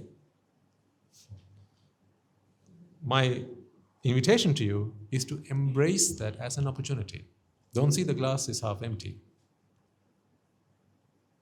See the half full glass and embrace that as an opportunity. While you remain in your lay lives, ladies and gentlemen, make use of these opportunities to practice. One fine day you might be prepared to come into robes. Come and join the monastery. When that day comes, you may not have all of these opportunities. There will still be a fair few, but maybe not so often, maybe not so frequent. So while you are there, in the thick of it, embrace those opportunities. So, next time someone accuses you, and you know that it is they who've got their facts wrong, see if you can, whilst that fire is ablaze inside your heart, and if you opened your mouth now, you will spit fire out like a fire-breathing dragon. You could do that. And you will speak French like you've never spoken before.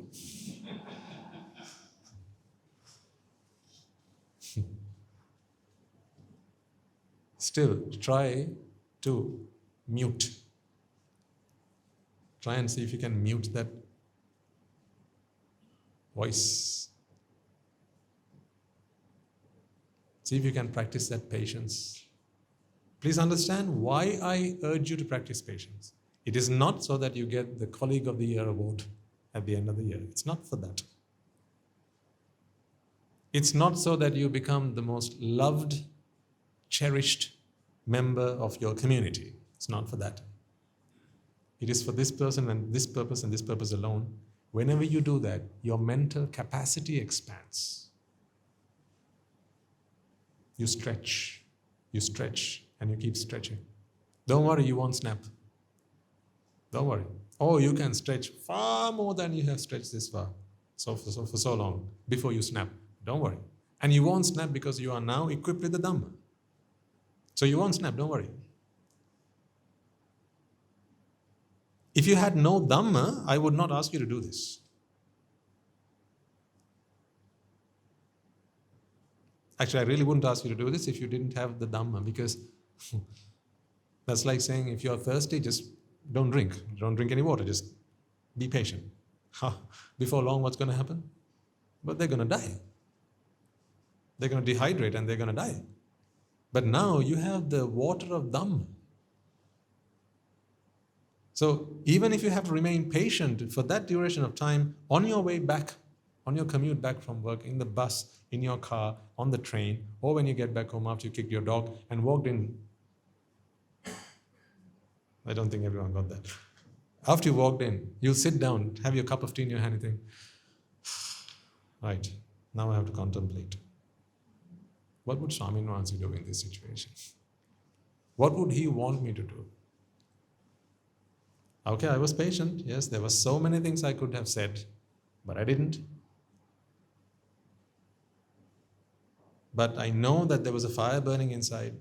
It was very painful. It was very hurtful. If I had spoken at that time, I could have said things that would have completely pulverized them. But I chose not to. But now it's time to contemplate. Right? Take a deep breath and then start anicca dukkha anatta. It is because you are equipped with the Dhamma, I invite you. Now, practice the art, practice the faculty, develop your muscles, the patience muscle. Get to exercise. Start exercising. And let your mind grow. Let your mental capacity grow, because that capacity is required for the Dhamma to take root and its stems to shoot. It needs that space to grow, ladies and gentlemen. You need to create that space in your mind. You need to create that space, because right now your mind is probably this small. Your tolerance levels are probably very limited. Very little is enough to irritate you, perhaps. All it takes is one misplaced word and you're irritated. You're annoyed. All it takes is someone to ignore you, ignore just one thing you say, or just one little word, and you're offended. Perhaps that's because you have very little room to maneuver. If you have very little room to maneuver, then there's very little space for you to move around. What I'm saying is expand that space. Let your mind grow. That growth happens with virtue, patience, charity. This paramita dharma, that is what those perfections help you do. Expand the capacity of your mind. Truthfulness, that's a paramita. Truthfulness. Speaking the truth, being honest.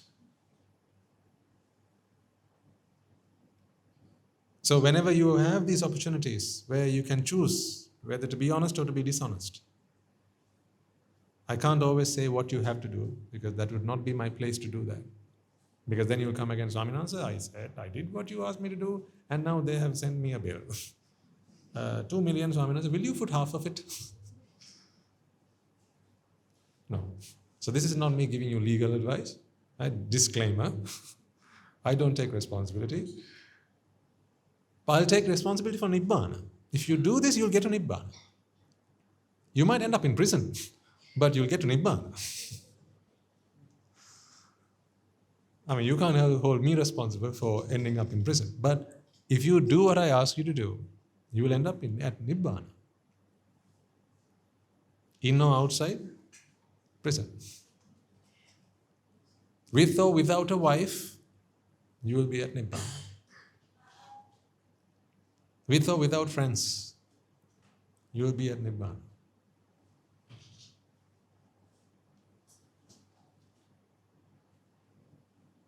But usually if you practice these principles, ladies and gentlemen, you will inevitably become a very cherished and very amiable, very amicable,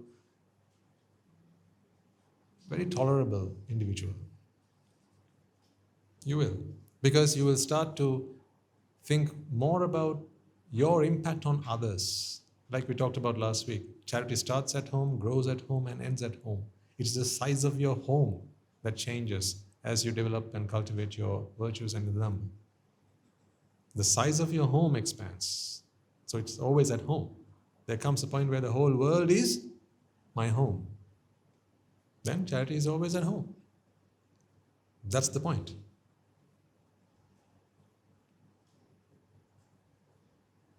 So being truthful, being honest,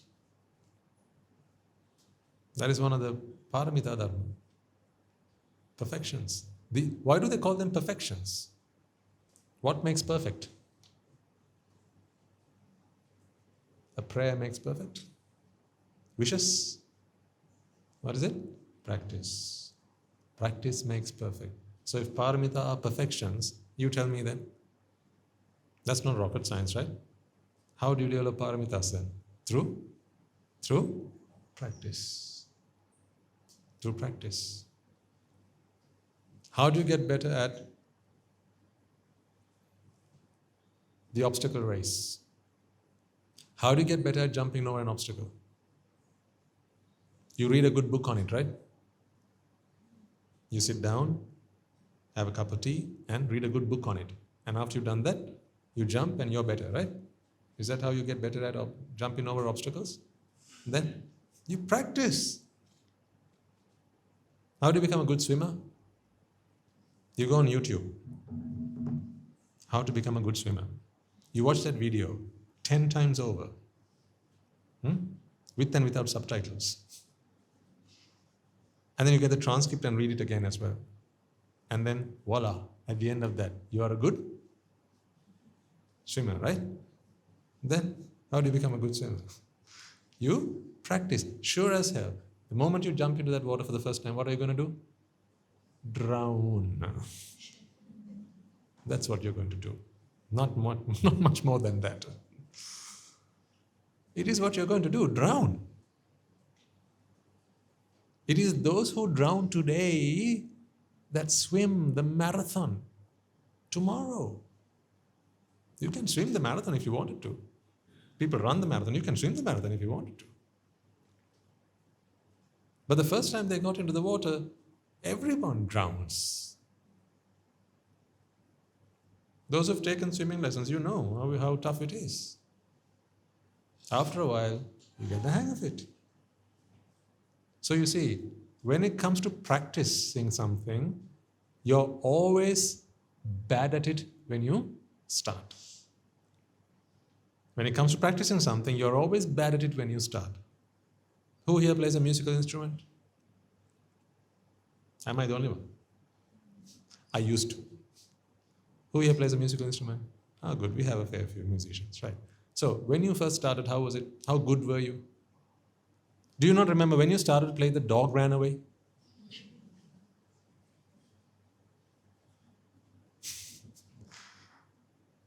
But now, if you've been practicing for a few years, you invite people, don't you? You invite people. People buy tickets to come and listen to you play. But that's after years of practice. That's after a lot of practice, so therefore it's a perfection. The paramitas are the same. Being truthful takes practice because your internal compass, right, will typically, with your defilements, point you at lying. That's what it tends to do. Why lying? Not white lying. Why lying? To protect yourself. This is like yourself. There's a self-defense thing going on inside. Always trying to protect yourself, because if the self is there, then no one else is going to protect it. Who has to? I have to protect myself. No one else is going to protect me. Do you know who you call your friends? Who do you call your friends? People who? Who do what to you? People who protect you. When your self is under threat, when your self, why do I do this when I say self? I don't know why I do that. It's to imply that it's not you, but the sense of self, right? When your self is under threat, those who come forward to protect it are those who you call friends. See, now we have redefined friendship. How ugly. Yuck.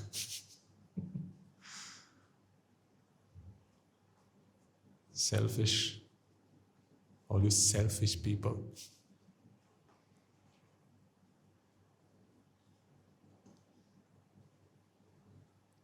That is who we call friends.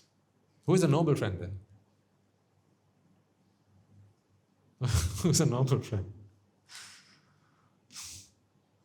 A noble friend is someone who tells you that you have a self that needs protection. Eradicate that sense of self, and henceforth you will not need further protection. Therefore, you can become someone who is no longer reliant or dependent on friendship. That's why an arahant has no friends, and neither does he have enemies. Think about it carefully. When we say someone is a friend, out of everyone else in the world, these are special people, aren't they? They're very special people.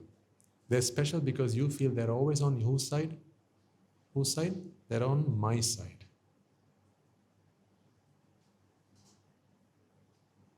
Meaning when bad gets worse, they will side with me. They will protect me, they'll stand for me. See? Me. So the whole premise of friendship is what? Me. I'm not suggesting that you should now go give up all your friends. That's what I'm saying. Friends are good, but that's all they are. Good. They are good for the self. That's what they're good for. So don't leave your friends before when you go home today, right? Don't delete all your contacts. No. Useless.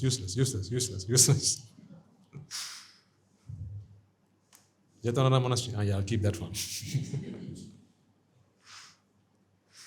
No, keep your friends. Keep your friends. But you can become more than just a friend to your friends. You can become more than just a friend to your friends. Remember, your friend calls you a friend because you are there when they need you. That's why they call you a friend. Meaning when their self needs protection, preservation, someone to speak for, someone to speak on behalf of, right? You step forward. So they call you a friend.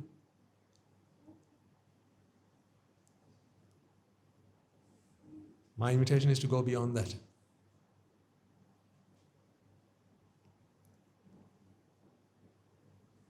How did we get to friends? Where's the breadcrumb trail? I was talking about the self, yes. Protect the self. And from, yes. How do you get, oh yeah. From the self, we went to friends. How did you get to the self? Patience. Patience, we talked about patience. Yes. And virtues, such as patience and truthfulness. Yeah.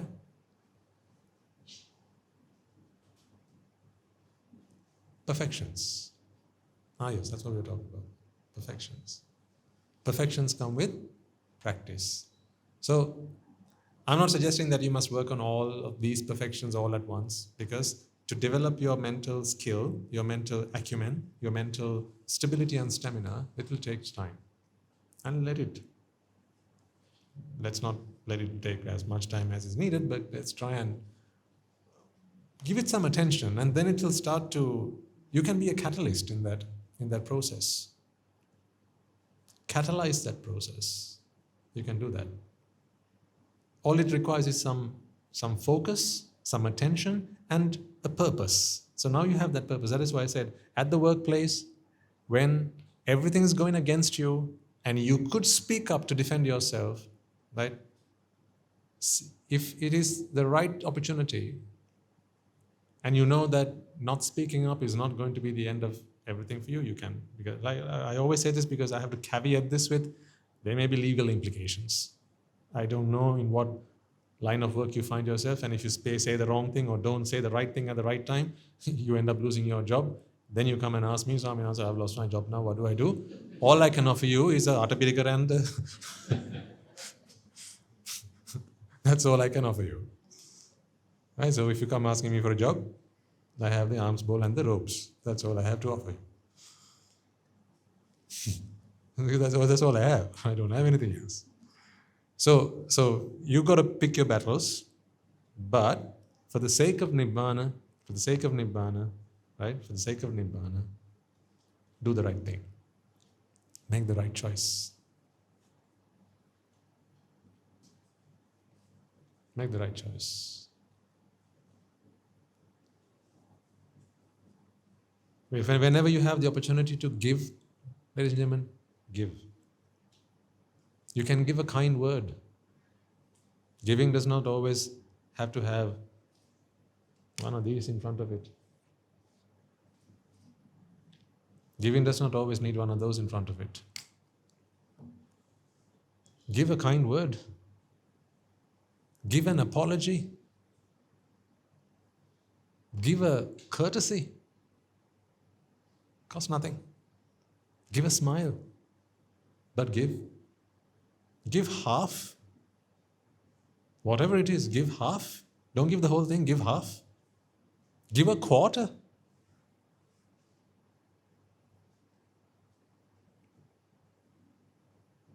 A quarter. Quarter of what? Whatever. If you see that someone has a need for something, give a quarter of it. Give a quarter of what you have. Give an eighth of what you have. So you only have to give today's share. You have the rest for your week. You only give today's share, right? But for the remaining days of the week, you have your share. Just give an eighth. Sometimes you might wonder, you're on the street and a beggar comes up to you. Right now you're eyeballing the beggar up to down, head to toe. Right? This guy, I don't trust him one bit. By the look of this guy, he's probably doing drugs.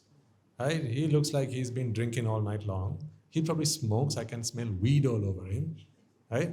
And he probably, if I give him anything, he's just going to go and trash himself. So, no, I'm not going to. This is one way of looking at that situation. It's all about perspective. It's all about perspective.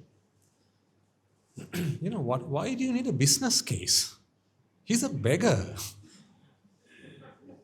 He's asking you for 20 rupees. 100 rupees at most.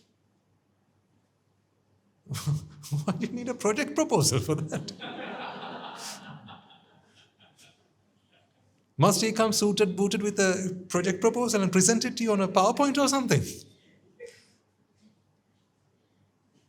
I would like 100 rupees of your money because I have this proposal. He's a beggar, for heaven's sake. All he wants is 100 rupees. If you can afford it,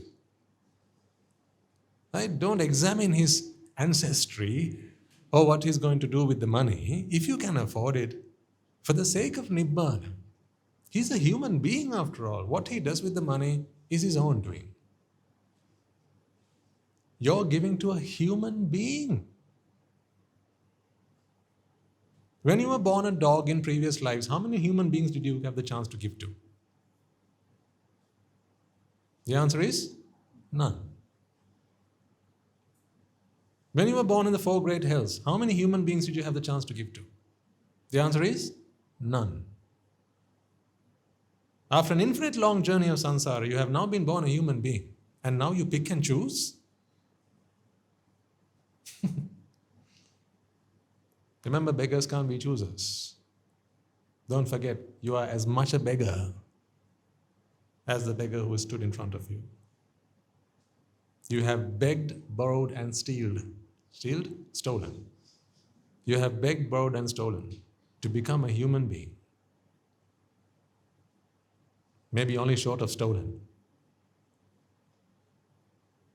So now that you've been born a human being, make use of these opportunities. Always see life as an opportunity. It's a gift, ladies and gentlemen. The beggar in front of you is an opportunity.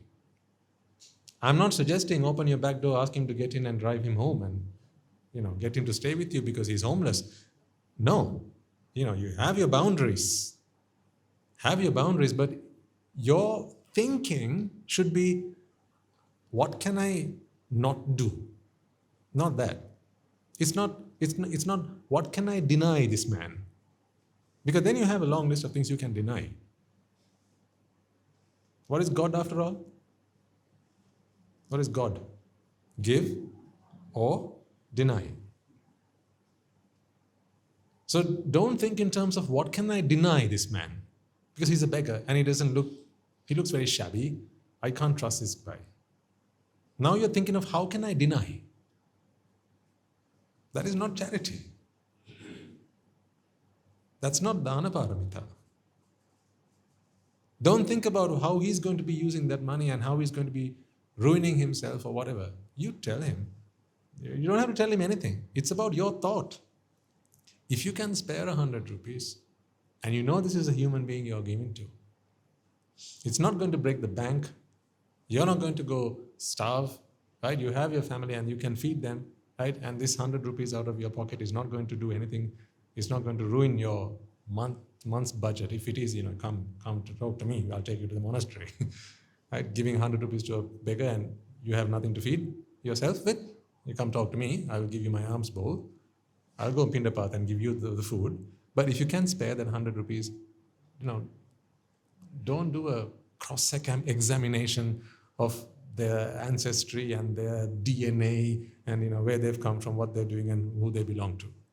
Because in front of you is an opportunity for charity. Practice is to practice. I'm not suggesting, remember, that you take off your Rolex and give it to him. That's not what I'm saying. You must understand what your boundaries are. You get that, right? This is not about you getting out of your car and saying, Beggar Mahatya, here's the key. Right? I'm feeling very charitable today. Here's the key. There's my wife. Right? You get in.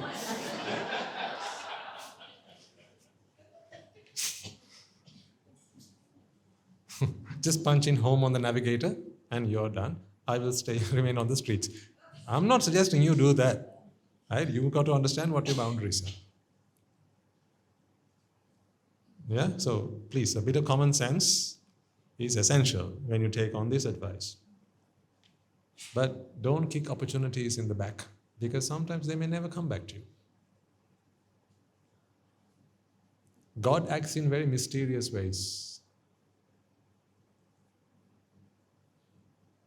You know what I mean by God?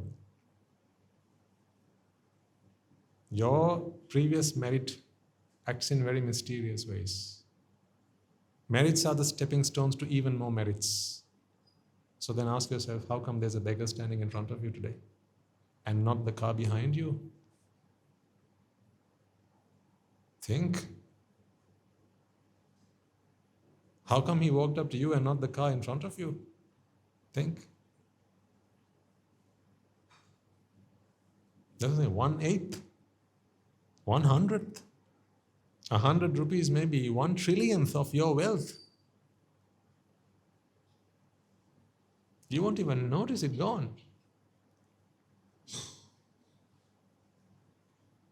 And that is just one example. But like I said, charity doesn't always have to come with a dollar sign in front of it. A kind word, a soft word, an apology. Sometimes all it takes is for you to say, hey, don't worry about it. It'll all be fine. Sometimes that's all they need. Just a confidence booster. But they're not going to get that from their dog at home. You can give it to them though.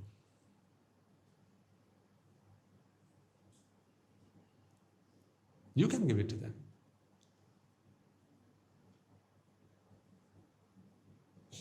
You will have been on the receiving end of experiencing how powerful words are. How words can change lives. When spoken with good intent, and you know that the person who's speaking speaks with good intent, and those words, they touch your heart. They transform you. And you begin to see hope. Hasn't that happened to you in your lives? I'm sure plenty of times. You can give that to others. See, you don't have to have anything to give. You don't have to have anything. Then how can you give? Give yourself. What do I have to give?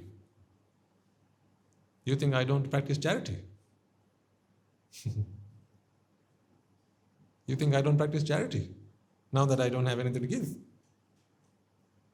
Now I'm giving the most precious thing I have.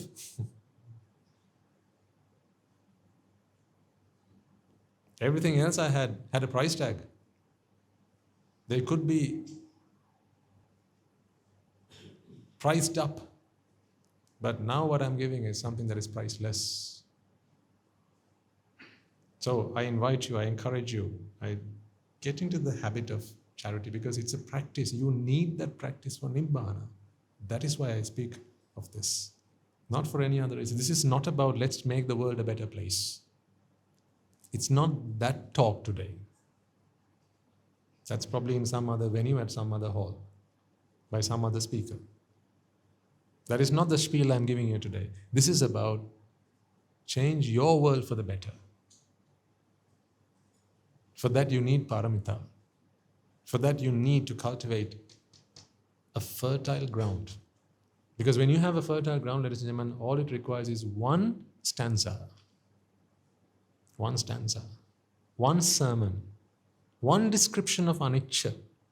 That's it. It clicks. And then your practice becomes smoother.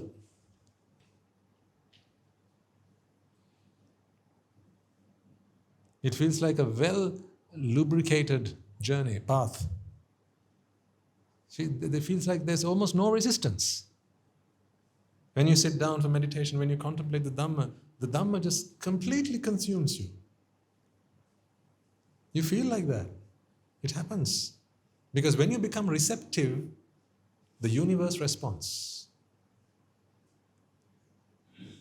Remember, the universe is always giving. It's prepared to give. All we have to do is become deserving. That's it. See, there's plenty of oxygen in the atmosphere around you, right? There's plenty of air for all of us to breathe. To get that oxygen, what must you do? You must create a void here. Become deserving. That's what you do when you fill your lungs. The moment you create a void here, there's air rich in oxygen. It floods through your nostrils and it fills your lungs and gives you life-sustaining oxygen. It's there. The universe is prepared to give, but you have to be deserving of it. Unless you breathe in, oxygen cannot come into you. You've got to breathe. That is Sangha. That is the equivalent of Sangha. You've got to become deserving. And the universe responds. Because you have plenty of merits. This is not the first life in which you are starting to do merits. You've done plenty of merits in the past, and you continue to do merits, and merits are the stepping stones to even more merits. That's how it works. Can I ask a question? Ladies, right? Didn't the amount of work that you had to do, the amount of exertion that you had to do within the day, go up tenfold, if not more, the day you became a mother? Yeah, see, we have a unanimous nod.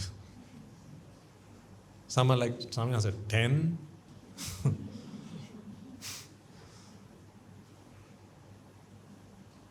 Exhaustion took over.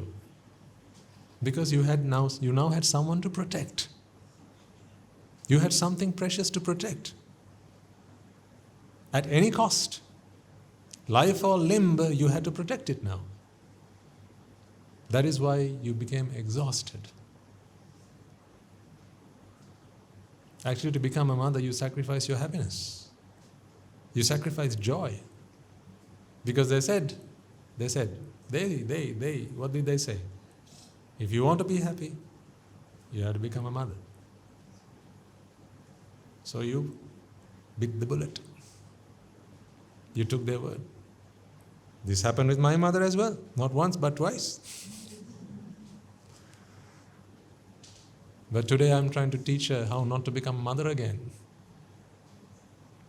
If she's meritorious enough, and if she has the intelligence to understand what I'm sharing with her, then she will be she will be able to fill herself up enough to not feel that she has to become a mother to feel fulfilled. That's the thing. When we feel a void inside of us, ladies and gentlemen, we feel that we have to become someone to fill that void. That's why you go through life trying to become someone's. That's why you don't like being alone. You look for companionship. When you find companionship, then 2 is not enough. Now you want 3. See, it's never enough. First you are alone by 1. Then when the 2 of you, we are alone together. Huh? Like what? I mean, isn't that why you want to have a child now? First I'm alone. Now so we become 2. And now we are alone together. So you become 3. And now we are alone together as 3. We are alone. So we need a 4th one. And when that is not enough, now you bring a puppy. Because you feel you're unfulfilled. There's this void that you're trying to fill. It is never filled this way.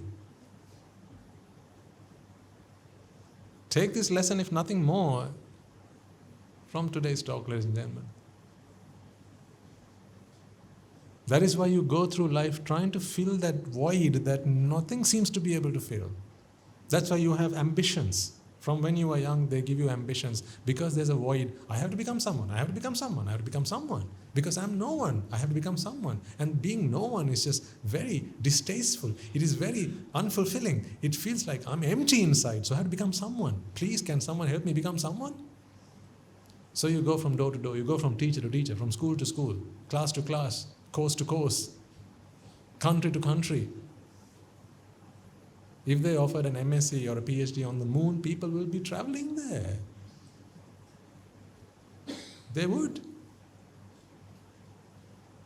To become someone. That's why you make friends. Now this goes against every social norm. I'm not trying to dissect or rather destroy the social fabric of harmony, right, and togetherness and all that. This is not that, when I speak of Nibbāna, everything is a waste of time. Okay, so sorry about that. Because now we transcend convention.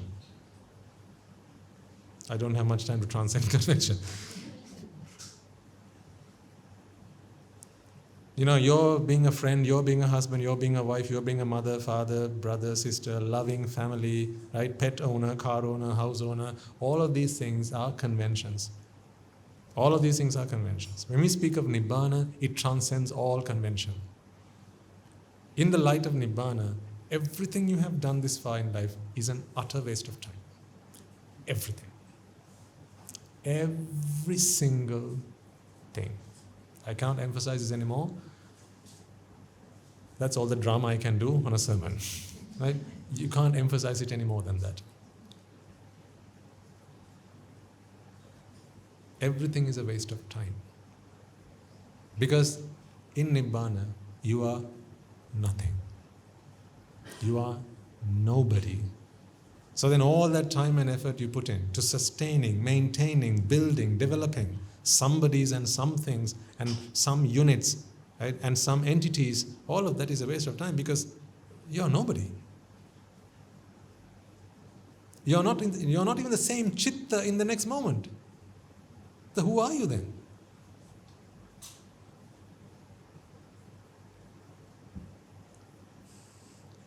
If at this moment, ladies and gentlemen, you are just a chitta, and that chitta passes away, and in the next moment that's another chitta, who are you?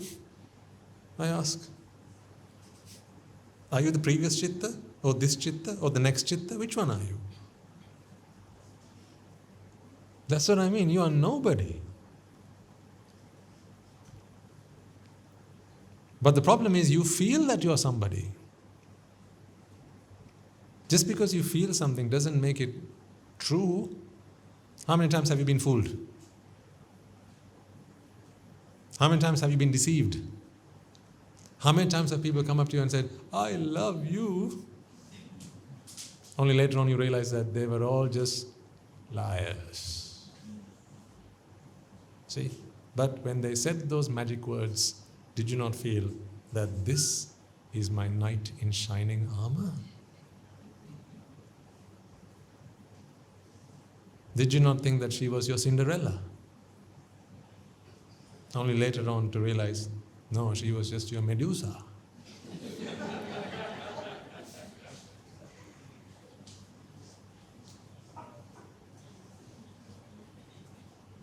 That's what I'm saying.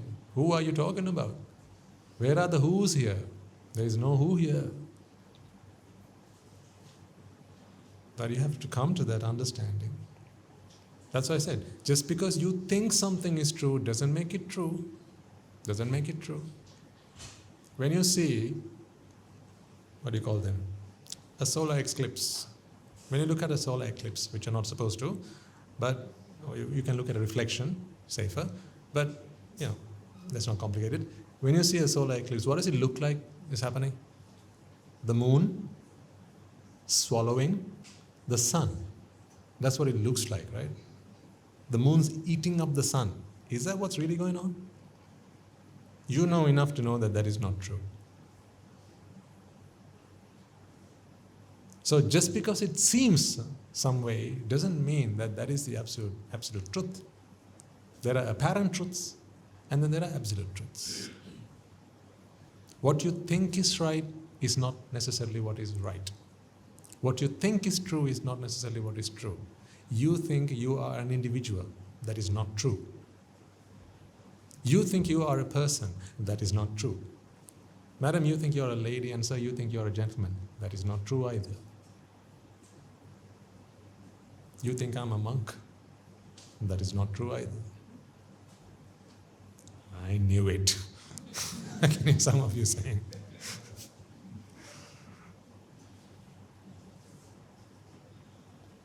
You are just energy running its course. Just energy running its course.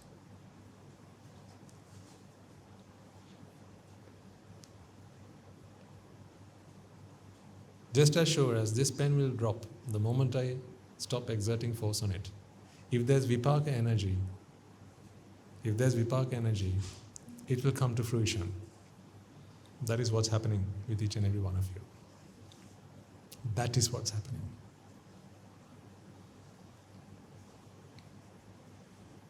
But as that vipaka takes its course, that vipaka runs on a mind which is still with ignorance and therefore attachment. And so with ignorance and attachment, there's a desire to identify itself as an entity. But no entities exist in this universe. Entities don't exist. We are not unique as you think we are. We are not. This is just energy flowing. That's it. But with ignorance and attachment, there's a desire to experience an entity, but those entities don't exist. But with attachment, being so severe, being such a strong force, it takes over the mind and there is vexation from there on. The mind begins to vex. The mind begins to feel a deep void, just like when you went looking for a friend, or a companion, or a spouse. When you felt that void, or when you went looking for a pet, or when you went to the aquarium because you wanted a fish tank at home. These are all signs that you feel lonely. You know what the fish tank at home says? That you are lonely. You know what your puppy says? No, your puppy doesn't say anything. But the fact that you have a puppy, the fact that you have a dog, the fact that you have a pet, do you know what that says about you? You are lonely.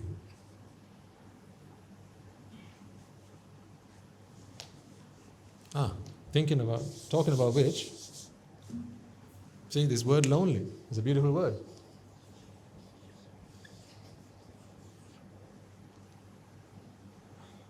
You feel lonely because you feel one. That's why you feel lonely. You feel that you are one. Because you feel you are one, you need another one. Because you're only one, then you need another one. If you don't feel that you are one, then you are everything. Now how can you be lonely? How could you be lonely if you are not one?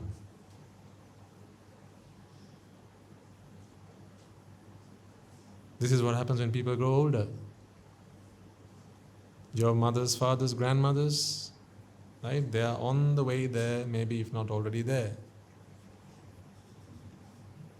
Perhaps your grandmother, the last thing she wants to hear is that the weekend is here. Why?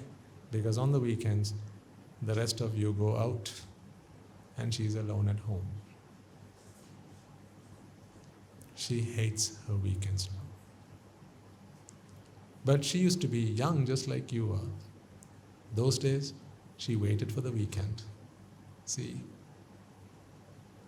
what life does to people when they live ignoring the fact that ignorance and attachment still thrive in their minds. If you are someone who still looks forward to the weekend, not because of Sunday morning, that was right. If you are someone who still looks forward to the weekend, you look forward to the weekend, beware. Because one day, the weekend will be the worst days of your life. Everyone else at home will go out. You will stay at home.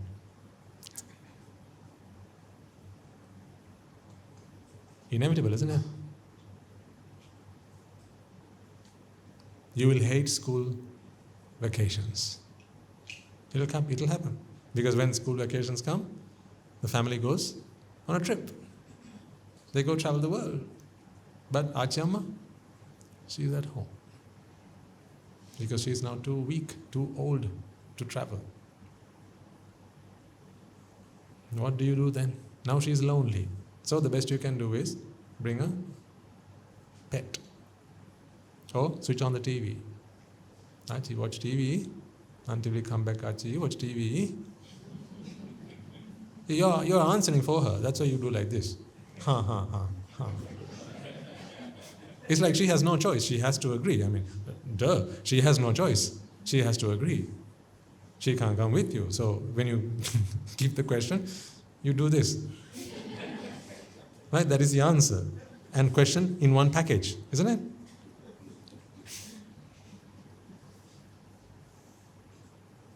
Then you bring the newspaper. Achi, read the newspaper, watch TV.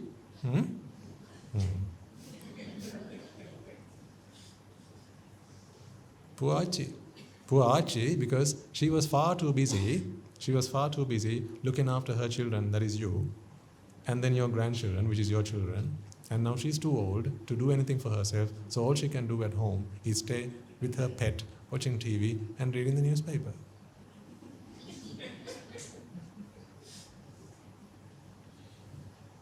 A useless life. A useless life. For the third time, a useless life. She may have earned some merits, but we are still talking about samsara. Merits is like when you go into prison and you have friends there. There you go. When you go into prison and you find your friends from when you were out of prison, right? People who used to do all the stuff with you, and you are reunited with your friends, but in prison, that's merits. What is demerit? When you have people from the other gang in prison, and people who you had conflicts with, who you had your fights with, and now you find them in prison, that's when you demerit. Either way, you're in prison. Which one do you want? To be in prison with friends, or to be in prison with enemies? Which one do you want? It's an insult to ask you that question, is it not? After having explained all this to you?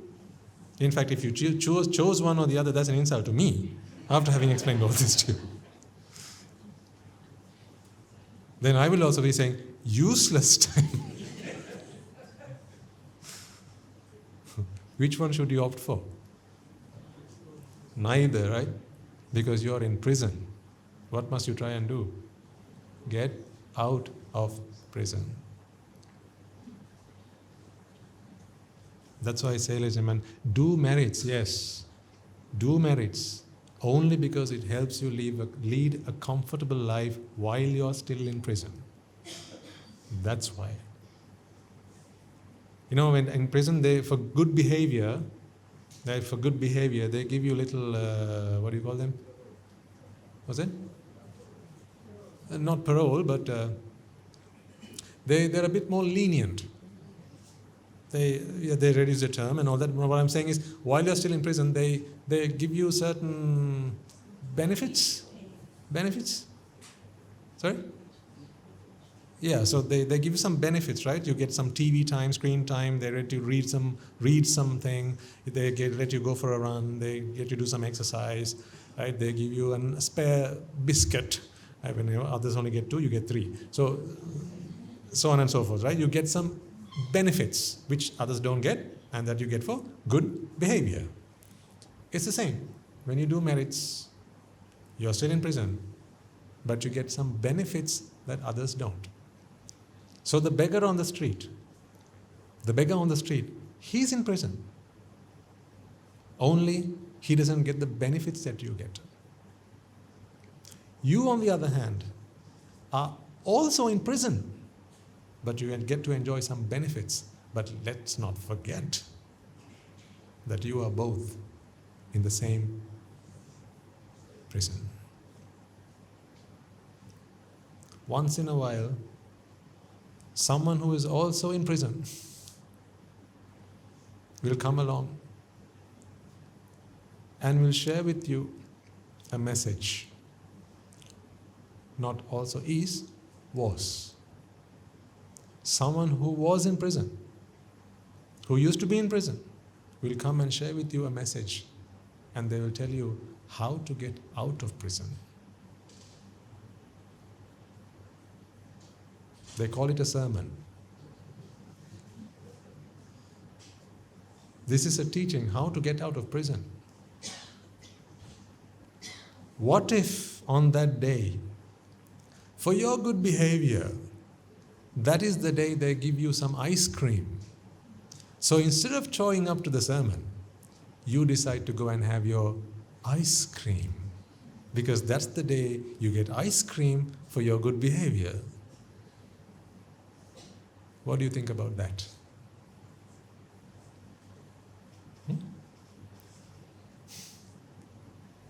If a man's starving and he can barely hold himself together, understandable.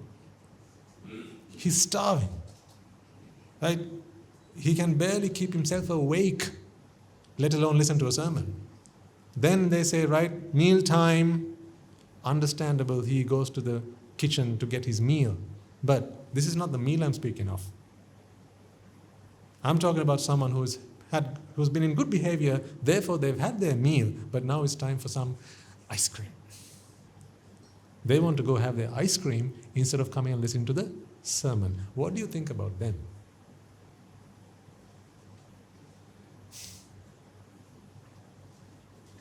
Need I say more?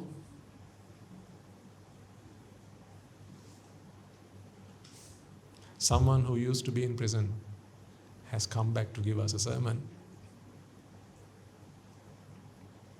Out of infinite compassion, they have come back to give us a sermon. They've been there, they've done it, they know what that feels like. And they figured how to get out of prison. And they did it. You can only listen to them until they visit us, and they keep visiting us. There will come a point where they also pass away. And then you'll have to wait. You'll have to wait until someone else figures out on their own how to get out of prison. When does that ever happen? Because this is maximum security prison. I'll tell you one thing about samsara, ladies and gentlemen. I'll tell you one thing about samsara. There is no prison that is better engineered, that has more security than samsara. It's the perfect trap. Because every time you experience an ounce of pleasure, you are convinced by the tons that pleasure exists in the real world, in the outside world. For every ounce of pleasure, you are convinced by the ton. By the ton, you are convinced that there is pleasure in the outside world. That's why it's the perfect trap. How much wisdom do you think it takes one who is amongst us, in prison, to break out of it, and then to come back and tell us, hey, you're all in prison. Let's get out. If at that time it's ice cream time, TV time, go out for a walk time, let's go out for a swim time for a bit of exercise time. And if someone feels that is where they should be, what was the point of that good behavior, I ask? Ultimately, they're a victim of their own merit. See, this is where I don't want you to fall into that trap. Don't fall into that same trap. Let's not forget that although you get one of these sermons every Sunday, you can come to the monastery every Saturday and Sunday, right? Let's not think to ourselves that this is very common. It's there, it's everywhere, it's all over the place. Yay! No, it's not. Nothing is rarer than the Sambuddha Sasana. Nothing is rarer than the Buddha Sasana. Because this is maximum security prison. And for one to realize how to get out, no one comes and teaches from the outside. For the first time, someone has to work themselves, work themselves, work day and night, and work out for themselves how to get out. And that is what the Buddha did. So while he and his disciples are amongst us, let's not waste our lives. When your grandmother, when you get back home and you see your grandmother, don't see your grandmother, see the future you. Shall I repeat that? When you see your grandmother today at home, she can't get around, she's now bedridden, she can't go to the cinema with you, she can't go out partying with you, she can't go to the dinner with you, she can't go with her grandchildren and you when you go out for a dinner, she can't do any of that. The weekends are her worst days of the week. She hates weekends now because she can't be with you, because you all go out and all she has is the TV and the newspaper and the puppy, right? That's all she has now. When you see her, see the future you. It's like time lapse. She's a time capsule. She's a time capsule. When you see the sick, when you hear that someone's got a cancer, think of it as a time capsule. Picture yourself in that situation. What if that happens to you now? Right now you have everything going for you.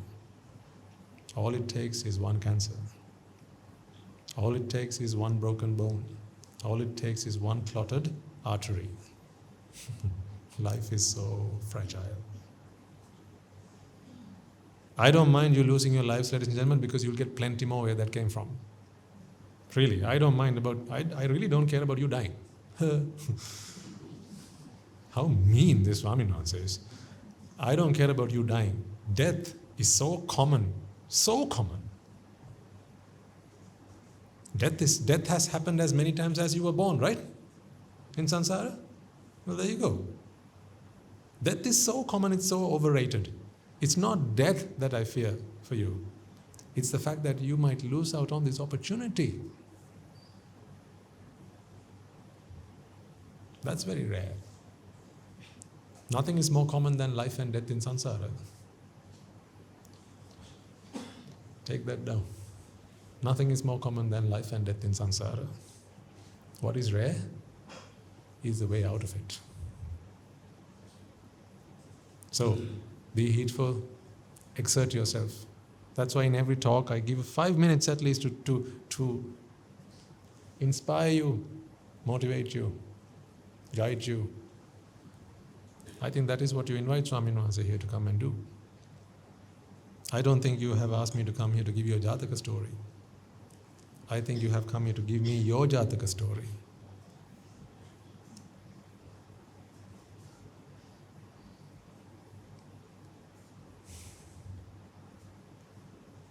So strive, ladies and gentlemen, strive. You're only giving me 1/14 of your week right now. If you get to the monastery on a Sunday afternoon, you're giving us 2/14 of your week, that's one day. Bravo. That's a huge commitment. But it's not on my behalf, you must understand. It's not about giving me, it's giving yourself. This is the one place where you give for yourself. Truly, truly, this is the one place where you give to yourself. The Sasana. Whatever you give to the Sasana is something you give to yourself entirely. Entirely. That's why I have given my life to the Sasana. The one place where I knew, if I gave, I give it entirely to myself. It's like a boomerang. Whatever I give to the Sasana comes back 100% back to me.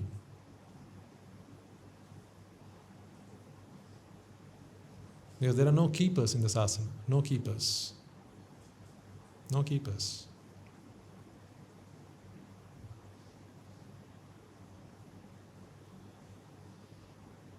You know, the word Sasana is Swanasana. That's the etymology of the word. Swa is a sense of self. Nasana is to destroy. That is what the Sasana is then. The place where you seek refuge. To destroy your sense of self. To eradicate your sense of self. Because your sense of self is the root of all evil. It's not money. It's not technology. It's not weapons. The sense of self is the root of all evil. Let's not point our finger at money. It's not the root of all evil.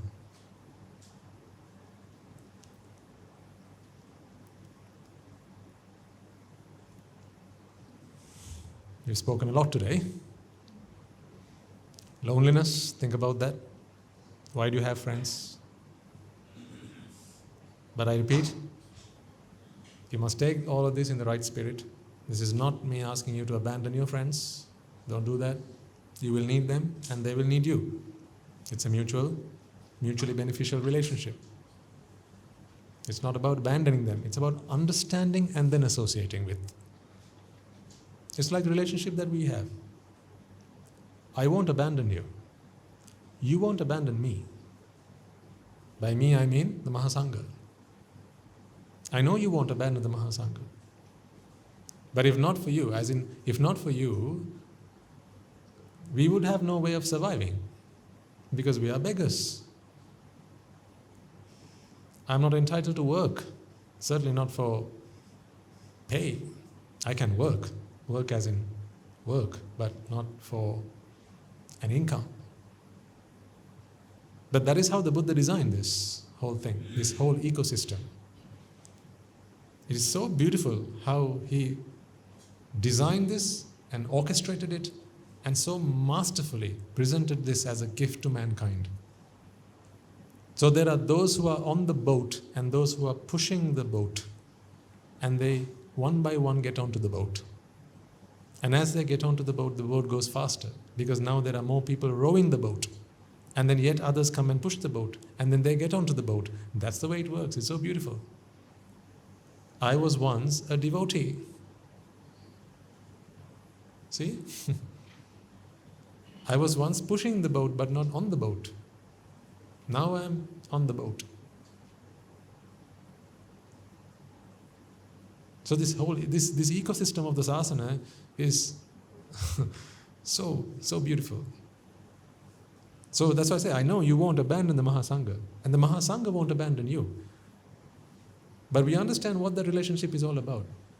It is not about us becoming friends.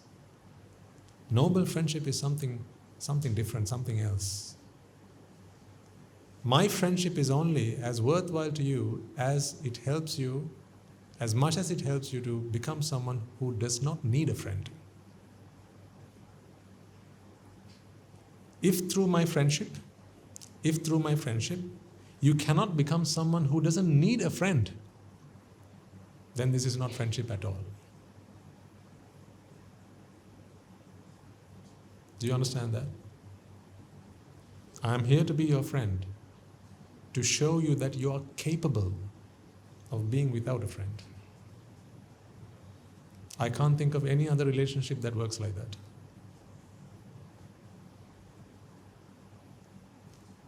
A husband doesn't marry a woman to convince her that she can live without one.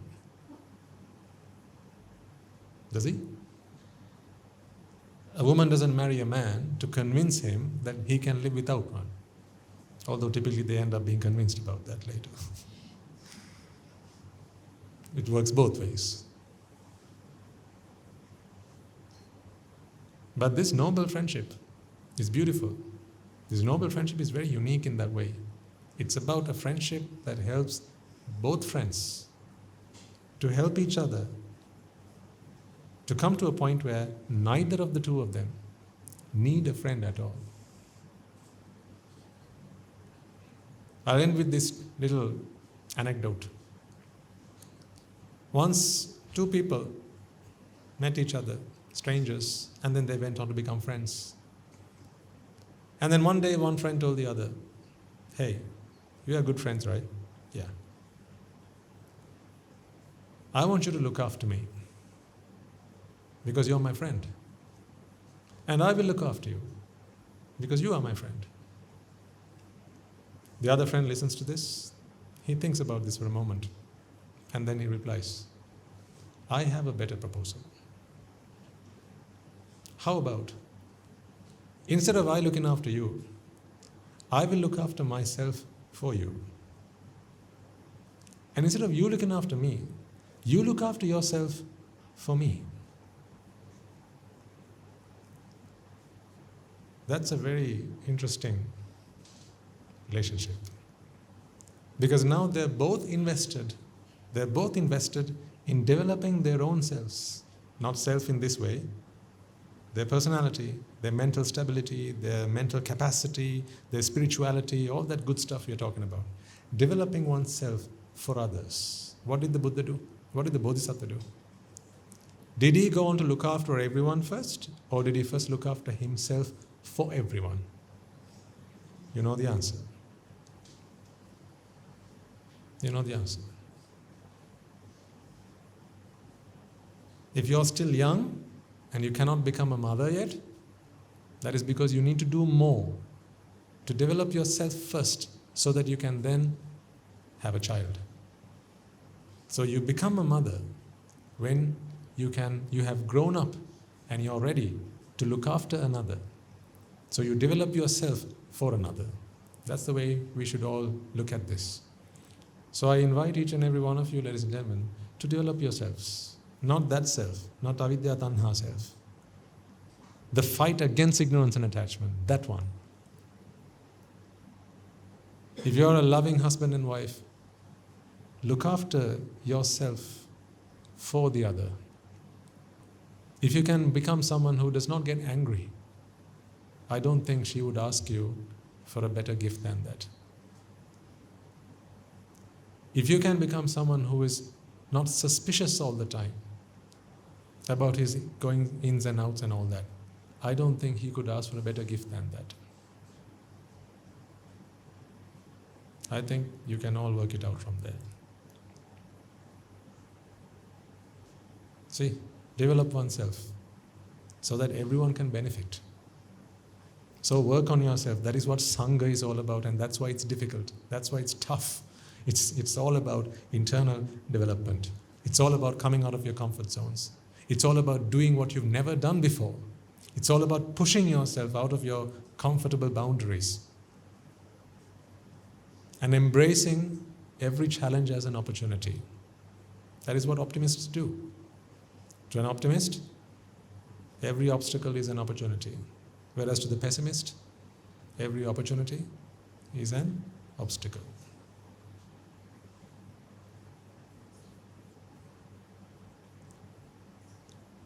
That's all you get for one Pindapath, okay? Thank you for bringing this in. I will use it next week. Thank you for bringing this in. I will use it next week. Shall we call it today? Okay.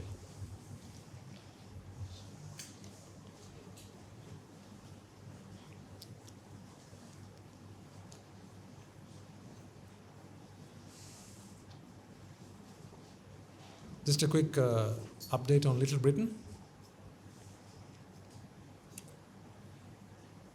Many of you have been contributing towards the construction because that is what we need to do initially. Approvals and all that the monastery will sort out. But of course the construction work, that has to be supported by the generosity of our devotees. So this is, of course, it's the project that's going to open many opportunities, many gates for people all over the world. You know why these sermons are accessible to you, because there are two things at play here. One, you have the skill of language, and two, the Swami Nuance has the ability to speak to you in words that you can understand. So both these things, two things have to work together. In many other countries, they already have the language skill, but we have to develop our people, not just with the Dhamma, but also with linguistic skills, so that they can go and talk to them, speak to them in their tongue, speak to them in a language that makes sense to them and resonates with them. That is what Little Britain is all about, and you know that. So I want to thank you to those who have been supporting. And remember, supporting doesn't always need to come with $1. Your goodwill, your desire, your want, your determination to make this successful is all I ask from you. And the rest of it, I said, that's up to you. What you can do, you can do. There are many of you who have actually introduced your networks, or you're looking forward to introducing your networks, connections that you have, places that you work with or have worked for in the past. Some of your organizations have CSR initiatives, and you can see that these kind of projects they will be very supportive of, which is why we established the foundation, the Vimukti Foundation, instead of sponsoring this through the monastery, because then it will look too monastic and religious, if you like. But then there are initiatives who prefer when you take out the religious part and keep it a bit secular, which is ultimately what it is. It's about sharing the truth, not about religion. So we have scheduled a session to anyone who needs to work out or understand a little bit more about the project, so that you can talk to your networks, either personal networks, work networks, professional networks. So there's an evening we have scheduled for that. If you haven't got the details of that yet, please speak to Madam Tusta. She will give you the details. It's all available already on the WhatsApp groups. You've got to register on that, and then, because we don't want to push something on you that you're not comfortable with. That is the way that we work. So you will never find me coming up to you and asking you, Madam, can you please? Madam, sir, can you please? I don't do that, not because that would not, for two reasons. One, the Buddha has said don't do that. Don't go asking for people something that they're not willing to give you. There's a reason for that. The reason is, then, if they don't like what you've just done, if they feel that you're trying to take something that they don't like to offer, they won't come back again. If they don't come back again, it's a greater loss to them. Because someone else may come and make the donation, but what that person who has left has lost is Nibbana. And I don't have the right to to steal your right to Nibbana. I don't have the right to do that. That is why this has always been on a voluntary basis. That is why right from the start we said, if you want to be involved in this project, you've got to let us know. That's why you will not see emails coming across to you, text messages coming to you, WhatsApp messages coming to you, leaflets popping through your mailbox saying, Little Britain, can you help us please? I'd rather not do the project at all. I don't have a right to steal your Nibbana from you. Because we have seen this in other places. Not necessarily temples or other religious establishments, but also in many other places where people are solicited for something that they don't want to give. And I think we have all been on the receiving end of that, haven't we? Where people come and keep on pestering us for something that we really don't want to give. If you're not prepared to give, you're not prepared to give. But some people just don't take no for an answer. They're like leeches. They keep on sucking until they've had their fill. But the Sasana is not like that, ladies and gentlemen. I don't know what picture of the Sasana you had before you started associating with us, but I want to make sure that when you leave my association, our association, Guru Handru's association, whichever day that might be, if you choose to leave or live with us, I want to ensure that you always live holding the Sasana right up where it belongs. You give it its rightful place. Because the Sasana is the creation of the greatest man this world has ever seen. It cannot be undermined. And it must not be undermined. It's only if the Sasana prevails, we all have a pathway to our salvation. It's only if you hold the Sasana in high regard, will you become a disciple of the Sasana, will you take refuge in the Sasana. And for those reasons, and many others, I promise you, and you have my word, we will never solicit anything from you that you are not prepared to give. Never. If that day shall come, please inform my teacher that I have come and asked you for something, whether it's money, food, robes, anything. Please go inform my teacher, because I am no longer fitting to remain where I am today. Please inform my teacher. It would be the greatest favor that you will have done for me. So that will never happen here. Therefore, whenever we have an opportunity, these are all opportunities. Opportunities for us to get to Nibbana, because in giving we get. These are all opportunities. So if you want to engage in this opportunity, I tell you how it can be done.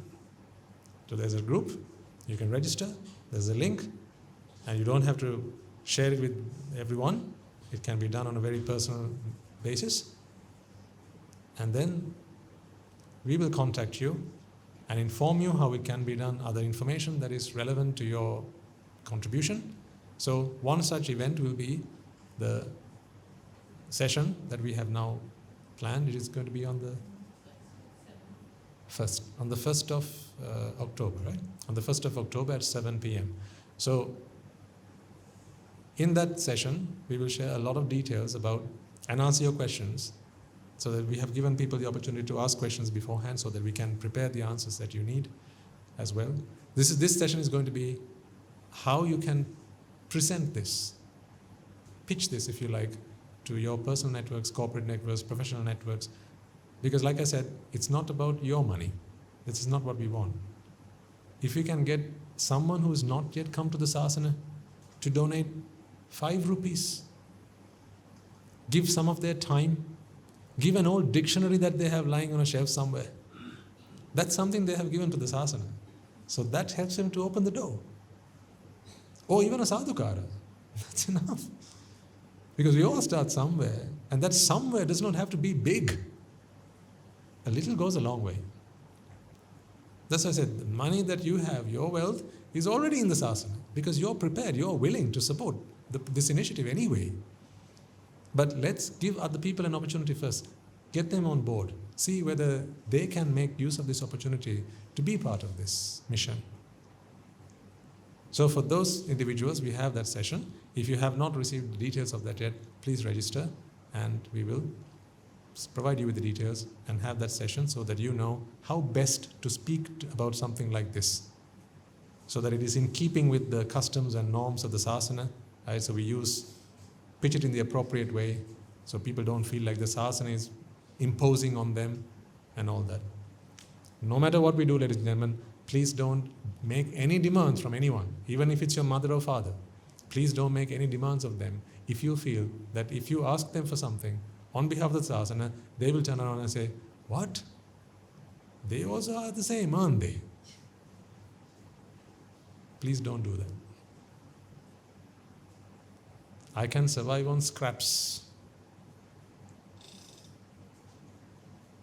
because I have been taught how to by my teachers. I can survive on scraps. Please don't ask anyone for anything that they're not prepared to give. Is that clear to everyone? Let's not deny this beautiful sasana by trying to give it at the wrong time. First, let's make sure that they're prepared, they're ready for it. And how you can prepare someone for it is what we are going to tell you in that session. So your donations have been coming in, and I've been speaking to we have a design team, an architectural team at the monastery. So what they've said is when we hit around 20 million, we can start the excavation work, because we have to have something to start work on. So we are slowly working our way there. As soon as we get to that mark, we can start construction work. It'll, I think, take maybe a couple of years or something, but no sooner than some compartments will be ready. It has always been the custom at our monastery, as you have seen. Whenever you visit the monastery, some of these sermons, doctrine discussions, guru hamus, they're all done in buildings that are still under construction, right? Because we don't want to put it to waste. If it's a roof above the head and it keeps us safe from the elements, it's something that the devotees have offered to us, and we want it to start earning merits for them. You don't start, to help them start earning merits, they have to be able to rejoice in seeing what they have offered be put to good use. That's why we start occupying them.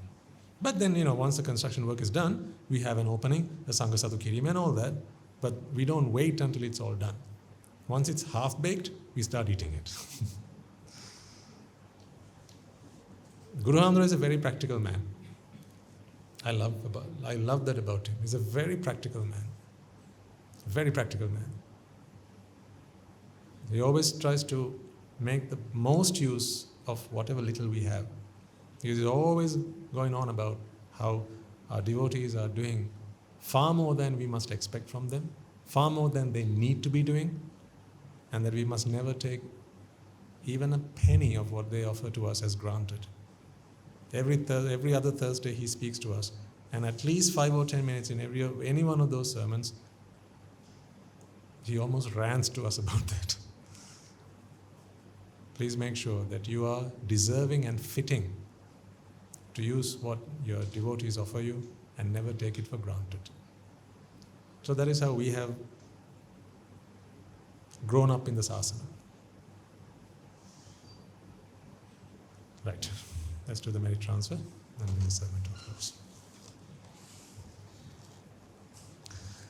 Let us all take a moment then to transfer the merits that we have all acquired.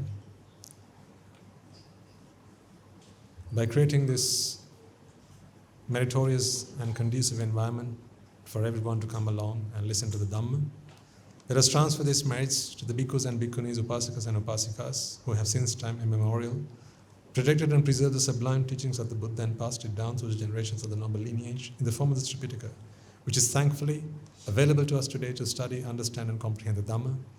Let us take this moment to transfer these merits to all the monks and nuns resident in your local temples and nunneries, as well as the Mahanayakas, the Anunayakas of all of the chapters who have sacrificed their lives to protect the sum of the Sasana. Let us also transfer these merits to my teacher Guru Swami Nuhanse, as well as all the monks resident at the monastery and the Anagarikas and Anagarikas attached to the monastery. Let us also take a moment to transfer these merits to those who make great efforts to disseminate the teachings of the Buddha, be that by translating these talks, sharing them out with others, or inviting others to join them. Let us also transfer these merits to friends of the monastery, our devotees, who, for the sake of merits to help them attain the supreme bliss of Nibbana, continue to sustain the Mahasangha. This includes all of you who provide the Mahasangha with shelter, alms, robes, and medicines, as well as pass on your know-how and continue to extend their well wishes. May they all rejoice in these merits, and by the power of these merits, may they be healed of any physical and mental ailments and overcoming obstacles to their spiritual progress. May they abstain from the unmeritorious deeds, fulfill the meritorious deeds, fulfill the Noble Eightfold Path, and may they all attain the supreme bliss of Nibbana. Sadhu, sadhu, sadhu. Let us also take a moment to transfer these merits to our mothers and fathers, brothers and sisters, sons and daughters, grandparents, uncles, aunts, cousins, nephews and nieces, our friends, our acquaintances, our employers, our employees, anyone and everyone who have helped us, supported us, and assisted us in any way, shape, or form possible and available to them. Let us transfer these merits to all. May by the power of these merits they also be healed of any physical and mental ailments and overcoming obstacles to their spiritual progress. May they abstain from the unmeritorious deeds, fulfill the meritorious deeds, fulfill the Noble Eightfold Path, and may they all attain the supreme bliss of Nibbana. Sadhu, sadhu, sadhu. Let us also take a moment merit to transfer these merits to the Devas and Brahmas, spirits and demons, primarily the Sakadeva, as well as all the other numerous gods and deities who have preserved the Sambuddha Sasana. Let us transfer these merits to our guardian deities who keep a watchful eye over us and keep us out of harm's way. May they prosper in divine power and wisdom. May they abstain from the unmeritorious deeds, fulfill the meritorious deeds, fulfill the Noble Eightfold Path, and may they all attain the supreme bliss of Nibbana. Sadhu, sadhu, sadhu. Let us also take a moment to transfer these merits to our forefathers, our ancestors, our loved ones who have passed away in our name, reminding ourselves that it is in their blood, sweat and tears today we are able to enjoy the comforts of life and practice the path in peace and harmony. Let us also transfer this message to members of the armed forces as well as the police force who sacrificed their lives to protect the peace and harmony of our nation. Let us also transfer these lives to those who have lost their lives in the wars, be they friend or foe. Let us also transfer these merits to those who have lost their lives to natural disasters and calamities such as tsunamis and earthquakes, landslides, fires, floods, pandemics and so on, reminding ourselves that in this infinitely long journey of samsara, they will all have been mothers and fathers to us, friends to us, acquaintances to us, and therefore with an abundance of compassion and loving kindness and a sense of gratitude towards all that they have done for us, let us transfer these merits to them. By the power of these merits, if any of them have been born in the woeful planes, they redeem themselves and be born in the blissful plane. May by the power of these merits they abstain from the unmeritorious deeds, fulfill the meritorious deeds, fulfill the Noble Eightfold Path, and may they all attain the supreme bliss of Nibbana. Sadhu, sadhu, sadhu. And finally, may by the power and blessings of all the merits we have acquired throughout the day, we be able to witness the advent of many hundreds of thousands of arahants on this blessed land. And finally, may you and I and everyone who's helped make this program a success become a Rahatan Vahanse or an Arahat Theranin Vahanse in this very life itself and in the era of this Sambuddha Sasana itself. Sadhu, sadhu, sadhu. May the blessings of the Noble Triple Gem be with you all. The members of the Mahasangha will transfer the blessings to you. Raga ginneng midatva, dvesha ginneng midatva, moha ginneng midatva, Nibbāna parama sukhayen Sukhita-tara vetva, Nibbāna parama sukhayen, Sukhita-tara vetva, Mamada siyalu loka, siyalu satvayo, Nibbāna parama sukhayen, Sukhita-tara vetva, Nibbāna parama sukhayen, Sukhita-tara vetva, Nibbāna parama sukhayen, Sukhita-tara vetva. Raga gini niveva, dvesha gini niveva, moha gini niveva, nivan sapa labeva, nivan sapa labeva, nivan sapa labeva. Tunuruange සුවිසි අනන්ත මහා ගුණ බැලෙන් සීල ලෝක සීල සත්‍යයෝම නිබ්බාන පරම සුඛයෙන් සුඛතර වෙත්වා. සාදු සාදු සාදු. අවසරයි ගෞරවනීය ස්වාමීන් වහන්සේ. සුවපත් වෙත්වා. ඕකාස වන්දනාමි වන්ති. සුඛී හෝතු. මයා කතං පුඤ්ඤං සාමිනා අනුමෝදිතබ්බං. සාදු සාදු අනුමෝදාමි. සාමිනා කතං පුඤ්ඤං මයං දාතබ්බං. සාදු අනුමෝදිත. සාදු සාදු අනුමෝදාමි. ඕකාස ద్వාරදේන කතං සබ්බං ගච්ඡාමි අපරාධං කම්පති පන්ති. කමාමි කමිතබ්බං. ඕකාස කමාමි වන්ති. සුවපත් වෙත්වා. ဒုတိယ පි කමාමි වන්ති. ගුණ වෘද්ධියෙන් වෙත්වා. තතියම්පි කමාමි වන්ති. තපෝ වෘද්ධියෙන් වෙත්වා. නිබ්බාන පරම සුඛයෙන් සුඛතර වෙත්වා. සබ්බ පාපස්සා කරණං කුසලස්ස උපසම්පදා සචිත්ත පරියෝදපනං ඒතං බුද්ධාන ශාසනං. සාදු සාදු සාදු.